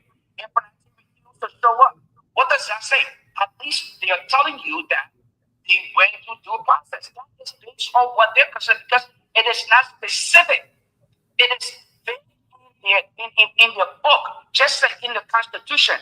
It does not say what constitutes due process. Just like as it is clear in the Constitution when it comes to stealing and something that you take it without other authorization from somebody else. Of course, you steal it from somebody, all right? It is not stated like that in the Constitution now. But that is it. Mark is simply saying these guys, again, that house is a house of politics. So all they're doing here is an organized crime that has been going on for years. The only thing that folks can say here going forward is precedents. What was done in previous incidents when snow was removed? What happened? When title was removed and other people. So can that be used to serve as the due process in this case? Thank you. He said no. Brock is absolutely correct. Thank you. Let me take another call. No, but quick, let me take this caller before we let me take this other caller before we resume. This is very interesting, and this conversation will continue tomorrow, folks. Yes, caller, what's your name? Where you calling from, please? Hello? Yeah, what's your name? Where you calling from, please? Yeah, this is Mr. Marlo. How you doing? Yeah, Mr. Marlo, what's up? Yeah, to Steve and Mark. Listen, Mark always said he's not taking side, but he got only the 43 talking points. Listen, let's move Kofa Lee from there. The person named John Paul. Our issue here is that it is wrong what these people are doing. It is bad for the country. There is no political way to remove a speaker. There is political way to maneuver in the House of Representatives and the Senate, in government. But there is no political way to remove the speaker unless he chooses to resign. You cannot, everything in a country is by the Constitution. You can politicize anything, but the politics work under the Constitution. And that's why they got to be careful how far the politics go so it doesn't interfere with the politics. I mean, somebody here got to be in the mud like an ostrich to not see that everything these people do against the Constitution. You cannot have a quorum where the powers of the seal of the speaker. Quorum for what? Who told you that they're going to make quorum anywhere? Because people say that the quorum is in session where you can have a quorum. You got no quorum. The Thomas Fallon has no power unless the speaker hands it over to him. He can't just jump and say, oh, deputy speaker. He has no power. Per the Constitution that make him deputy speaker. So you stop this thing here about trying to confuse Liberian people. There is no political way to move the speaker. You gotta do it right or you don't do it at all. Because the same thing required to move the speaker is the same thing required to move the president. If it is right to do it now, it will be right to move the president tomorrow. And I hope that the same people who are backing it now will back it tomorrow. Because if the Supreme Court go and say what they're doing is right, that will be precedent. We'll move the speaker there. The president there after tomorrow we'll move the first time tomorrow, and we'll move the other speaker the next day. That's what we'll be for, and our Thank you. country will falter. But let me speak one thing about John Weir. Thank you. Joseph Walker is backing the 43. He's praying for their stay. How they call the thing? RJL. If George Weir feels that his own authority is threatening, he got every right as a citizen of Liberia, not as president, but as a citizen of Liberia, to mobilize his people to show strength. So that George Weir doesn't do anything wrong at that point. He can mobilize to show strength. Thank to you. tell whoever is backing him that we're here and we're ready to fight back. Thank so you. I don't see anything he's wrong. He's doing that as a citizen. Thank you so much. Thank you. So, folks, here's the interesting part. Monk, I'll send you it tomorrow. We'll read about it. I know your name was mentioned a lot in this conversation.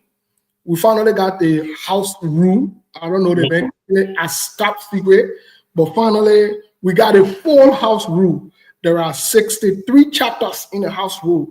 We will digest it and go through it one by one. Tomorrow we'll come on the show. We'll focus on the Constitution and the House rule to see where they agree and where they disagree. Folks, when I hang on, we'll call you back. We'll call you back. We want to clarify before we leave the radio.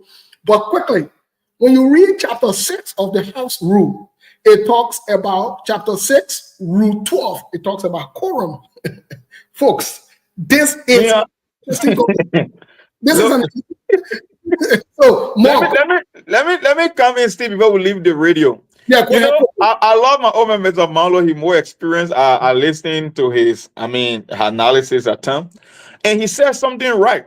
Mr. Marlo myself keeps saying the same thing, but in a different way. There is no political will to remove a speaker, but there is a political will to force a speaker to resign when you're scraping off his power. That's why you keep saying the speaker is the presiding officer, but yet he cannot preside because that's a political will that has been manipulated against him. All I am saying is, once it remains in the political sphere, there will be a bunch of manipulation, there will be power struggle. You see, when I come here, when I take position, you're not looking for popular, I'm not looking for, I suppose say, oh, when I started monk, today you fall down inside. Look, I don't play side. I don't play that kind of a game when it comes to the politics. All I am telling you, with the political will that is going on, there are ways that these guys are trying to force the speaker to resign. If the speaker wants to remain constant in his stance, it's up to him. When it gets to the constitutional aspect, the constitutional scholar and the legal minds will come here and be the final arbiter of the law. One thing I know, the justices or the Supreme Court Chief Justice, they cannot interpret law that does not exist. That the one thing that I know, I have seen it in the US, it keeps happening. Matter of fact, it happened a few days ago in America with Margets. See, you follow the Marget issue? Yeah. So Mongo, there's something interesting. Before we leave the radio, there's something interesting. Oh God. Just how the Constitution is vague. Even the House of Representatives. From what I'm looking at now, their own rules in certain places are vague. For example, look at the quorum. The quorum part. Let me just read it quickly to you guys. Yeah, read it. So, chapter 6, 12.1, this is what it says. Quote, a quorum shall consist of a simple majority of the members of the House of Representatives.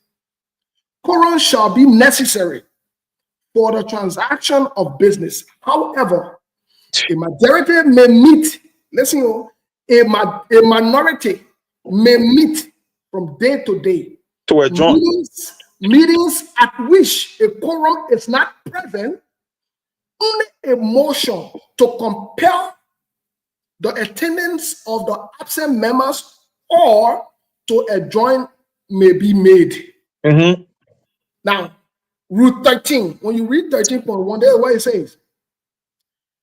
Upon a quorum being present and the presiding officer having taken chair, you listen to that part, and the presiding officer having taken chair, the sergeants of arms shall cry for the commencement of the day's session, following which the chaplain shall offer prayers. Monk, here's where I say it's a little confusing. In the context of the quorum of the majority, the simple majority, who is considered the presiding here? It was not clear. We know that the presiding officer is always the speaker. So you see how it's confusing. You see, like you said earlier, there is always loophole. There are always loopholes that politicians can exploit. People can exploit. So it wasn't made clear here. Thomas Fala now for the majority is acting as a presiding officer. That's why the majority black told you that in the absence of the quorum with the minority black, they become the plenary. I don't know why it's so easy for people to understand. So we're talking about these things tomorrow. We'll talk about these things tomorrow in depth. But Monga, maybe there was one caller. Let that caller come on. Let me take his call. Folks. We off the radio, so at least we can work around 5 or 10 minutes anyway. Yeah, this is very interesting. Monga, baby, I sent it to you on WhatsApp. Check it out. It's interesting. Yeah, caller, what's your name? Where you calling from, please? Yeah, Brother Moses, this is Sharif. I'm calling from West Virginia. Yeah, Mr. Sharif, what's going on? Yeah, I understand where Mo is coming from and where you are coming from as well, and also including the panelists in there in the studio.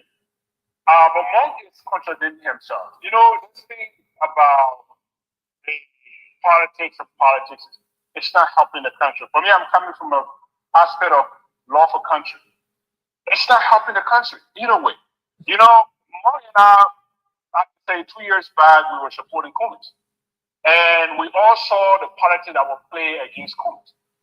And it was about morality. We beat on walk out.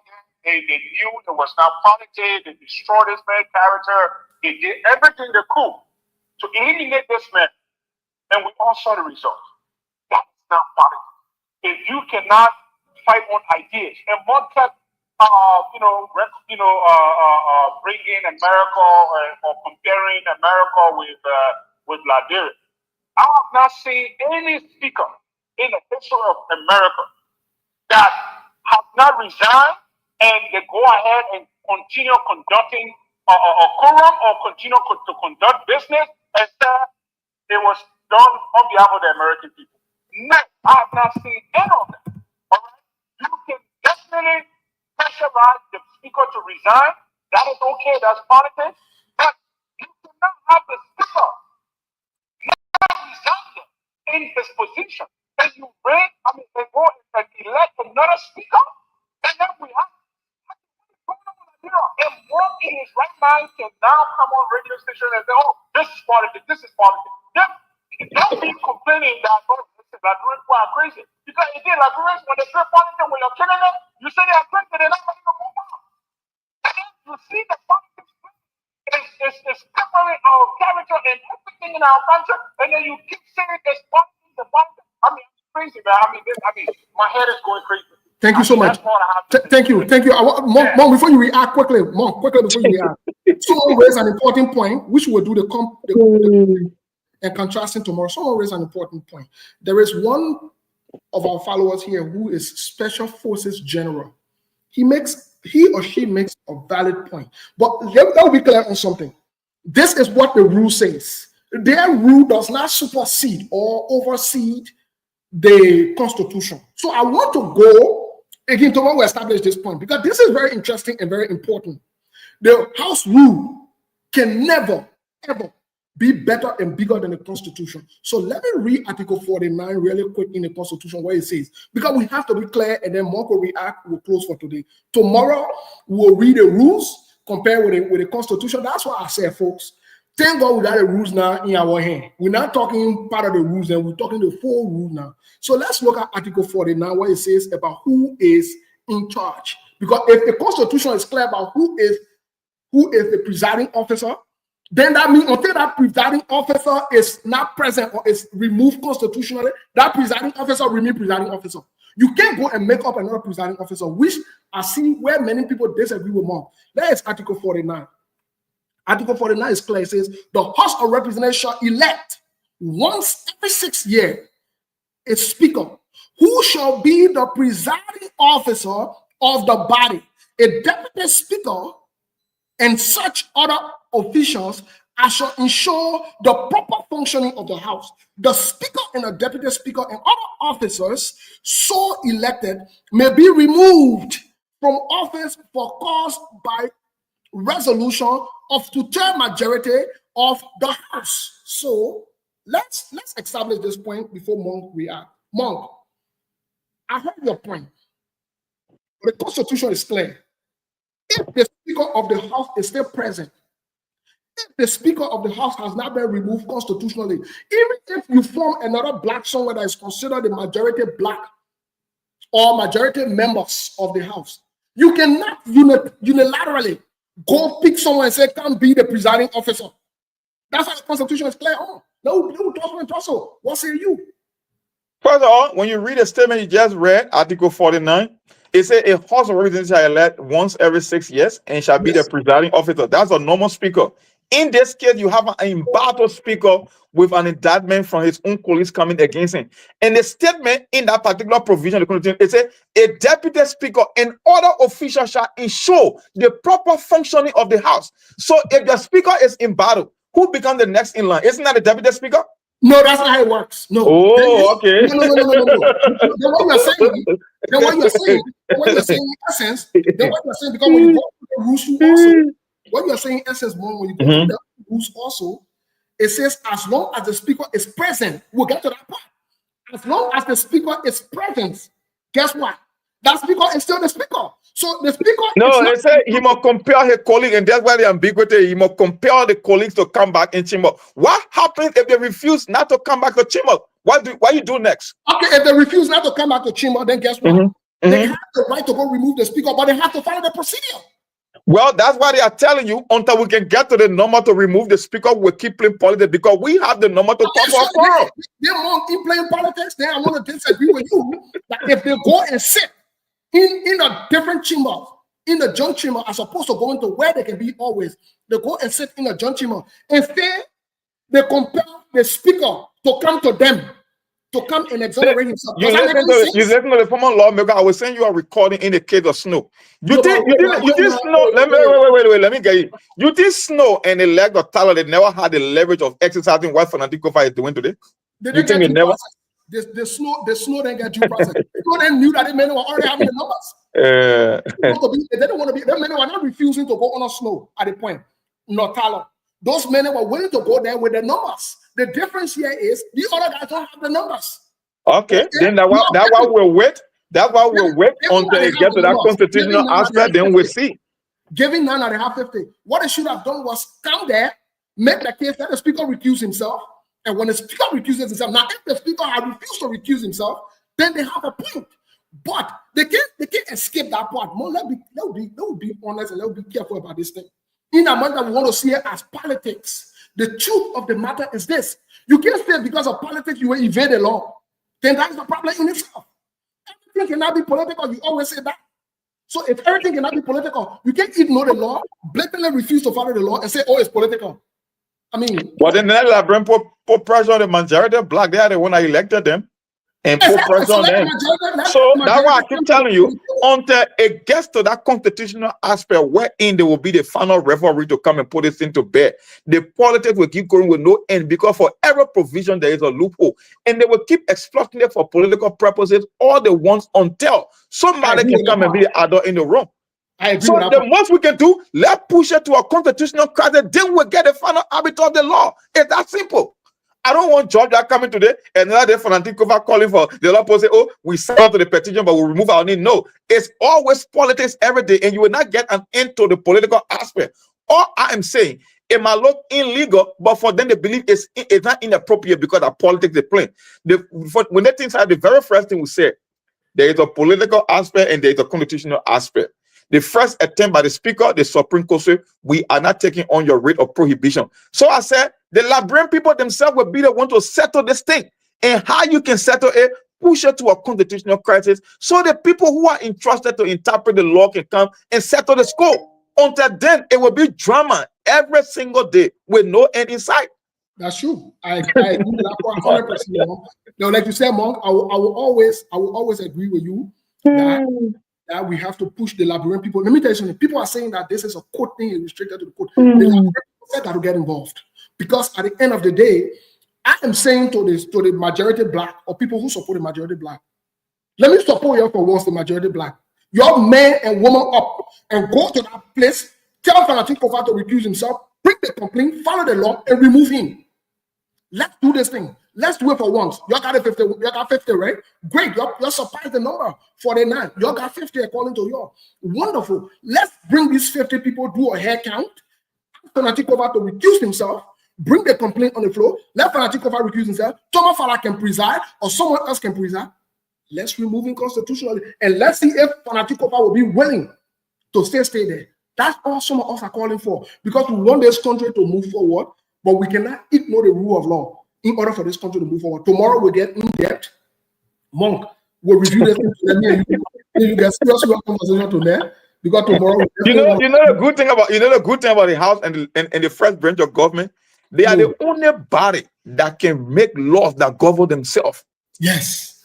They are the only group that trusted. That's why the drama always comes from the first branch of government. They carry more power, they can write their own rules, and the Supreme Court cannot even interpret rules. That's why I keep telling you from the beginning of this movement, I said, look, our lawmakers, we can set a precedent from that very same horse rule and order. You guys can put laws on a particular book that will define the total removal or recusal of a speaker because you are the only one giving that authority. If within your preference, you say, you know what, there should be step 1, step 2, or step 3 to force a speaker to resign or to say we can remove him from office. But the whole idea, the ambiguity about certain rules and certain causes, but causes, well, how do you define causes? The law say you should compel your colleague to come back. Why if they refuse to come back? Which other provision you have on the book that will be able to settle this code? So at the end of the day, the Liberian people or the Supreme Court, I'm not expecting any resolution from the two groups because I know those two groups, they have debt on each other. That's why they want to delay going the constitutional route. Until we can push it to a constitutional crisis, there will never be a settlement in this case. Everybody will keep holding the ground until one president gives up. And we don't want that. How long will the impasse continue? Most definitely so. I agree with you, Mark. I agree with you 100%. This impasse has to be over with so that we can move forward. And this is where I expect, President Joseph Yuma Boaka and other learned people, instead of rushing to take SARS, let's stick with the rule of law, compel these guys to follow the rule of law, and whoever loses based on the rule of law loses. It has nothing. It's not personal. It is not personal. As long as the rule of law is followed, it is not personal. And that's the problem. They always want to take. You think the people who you are advocating for, you think they're interested in the law? Joseph Boaga can send for your national budget with normally kind of Fanatic Kofa and alter your budget behind the cover of secrecy. Are you not aware that your budget is a law? You don't know that? Who told you that these guys are interested in the constitution or law? Is that what they are fighting for? So you come here with your emotional way of seeing things. You just think, oh, because Monk leaning with the majority black. No. You don't have any good apple in the basket. They are all bad apples. All they are fighting for is leverage. So for you to talk about constitution, no, they are not interested in the constitution. That is not their objective. They are looking for leverage with a new budget, how to get on committees. Why you think that? Why I keep asking you, why you think Joseph Boaga, who been in politics for 42 years, will decide to use the chief clerk? You think he don't understand the constitution? That's why he said, let me consult my lawyers. Ain't that why he said? Y'all go sleep for today, man. More, you see, that's a tactical and technical point you were making, though. Because at this stage, what you said from the beginning, most people might think what you say is not rational. But the truth about it is, I can see where you're coming from now. You push these guys to get to the constitutional part because this is what would define the following. That's what would define. What are the law on what the guy needs are, as some of them have claimed that what the guy in Fanatic is on the law, on the side of the law, or the other guy on the side of the law. This to be clear, and no one can sit now and say, oh, this is personal, and when they betray Fanatic, it will be about the law. The law is not looking at Fanatic or the majority black, is looking at what the law says. Yeah. At this stage, I agree with you 100% that this thing must be pushed to a constitutional crisis where in the Supreme Court will be forced. Then you settle and put a law. Then it will never happen in the future. You set precedent. You are not going to set precedent. You will set the precedent in the House and you will set a precedent in the Supreme Court. So that if Fanatic Kofa either stays or he leaves, you will have a law that anybody trying that nonsense, it will not happen again. But you cannot keep playing politics with it. You got to settle it with the Constitution. That's why I keep telling you, make the phone call, put the pressure on your lawmaker, let's push it to a constitutional crisis. Then you will have a resolution. But you know who job we can take vote from and how Fanatic Kofa can make it. You don't care about that. the precedents that have been set in the past, that only one precedent has been set in the past, such as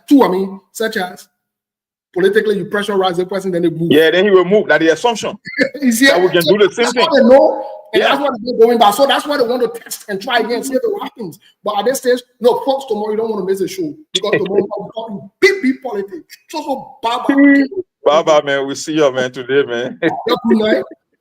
Good night. We look forward to the show tomorrow, folks. And listen, again, we'll be clear on SKTV. We're not on anybody's side. We don't come here to pick side. We're not doing anybody a favor. And we don't want to be in good books or bad books with anybody. What we want to be in good books with is the side of the law. And if the law is on the majority side, we don't care who's there, whether they're all criminals there, whether they're all rogues there, or if you say on Fanatic side, they're all criminals and all rogues there, that they still will stick with, because at the end of the day, the law is what governs any nation. We don't want any problem in our country. Some of the things we can say here about Joseph Boakai, we don't hate Joseph Boakai or United Party. We just want him to do what is right. For example, if you make a pronouncement as a candidate or as a president, guess what? Stick with it. If you can't stick with it now, that's where the problems come. And that's why we hold you by your words. If you can't do that, then it becomes a problem. So when you see us coming on the show, we come here to provide information, to stick with what is right, and to do what is right. We ourselves are not perfect. No human being is perfect. But at least let's try our best to stick with simple laws and simple rules. We make our own rule, we don't follow them. We make our own law, we don't follow them. So where are we headed now? So the issue here now is tomorrow, folks, we got a rule. We got the rule that highly in secret committee room. We went in the committee room today and we'll take it from there. They nobody can tell that all I can get, and you know the rule say, our rule say, guess what happened? We get your rule now. And we get constitution now. We'll compare and contrast your rule with constitution. And if you wrong, inside will say you wrong. You right will say you right. But like I said yesterday, I will say again, from the way the matter proceeded, Fanatic Kofa will win it in the court. And not for Fanatic Kofa. But me, I will say it ahead of time. On SKTV, we will project and predict it before it happens. The way they proceeded yesterday, Fanatic Kofa will win them bigly.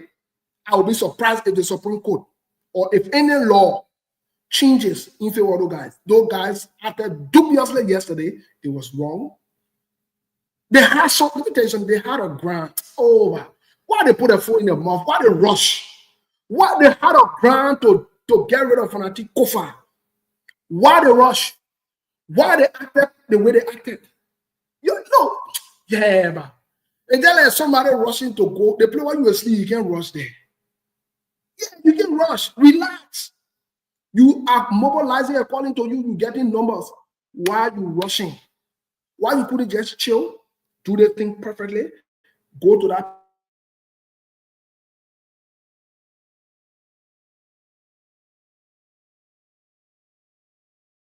And go meet with him.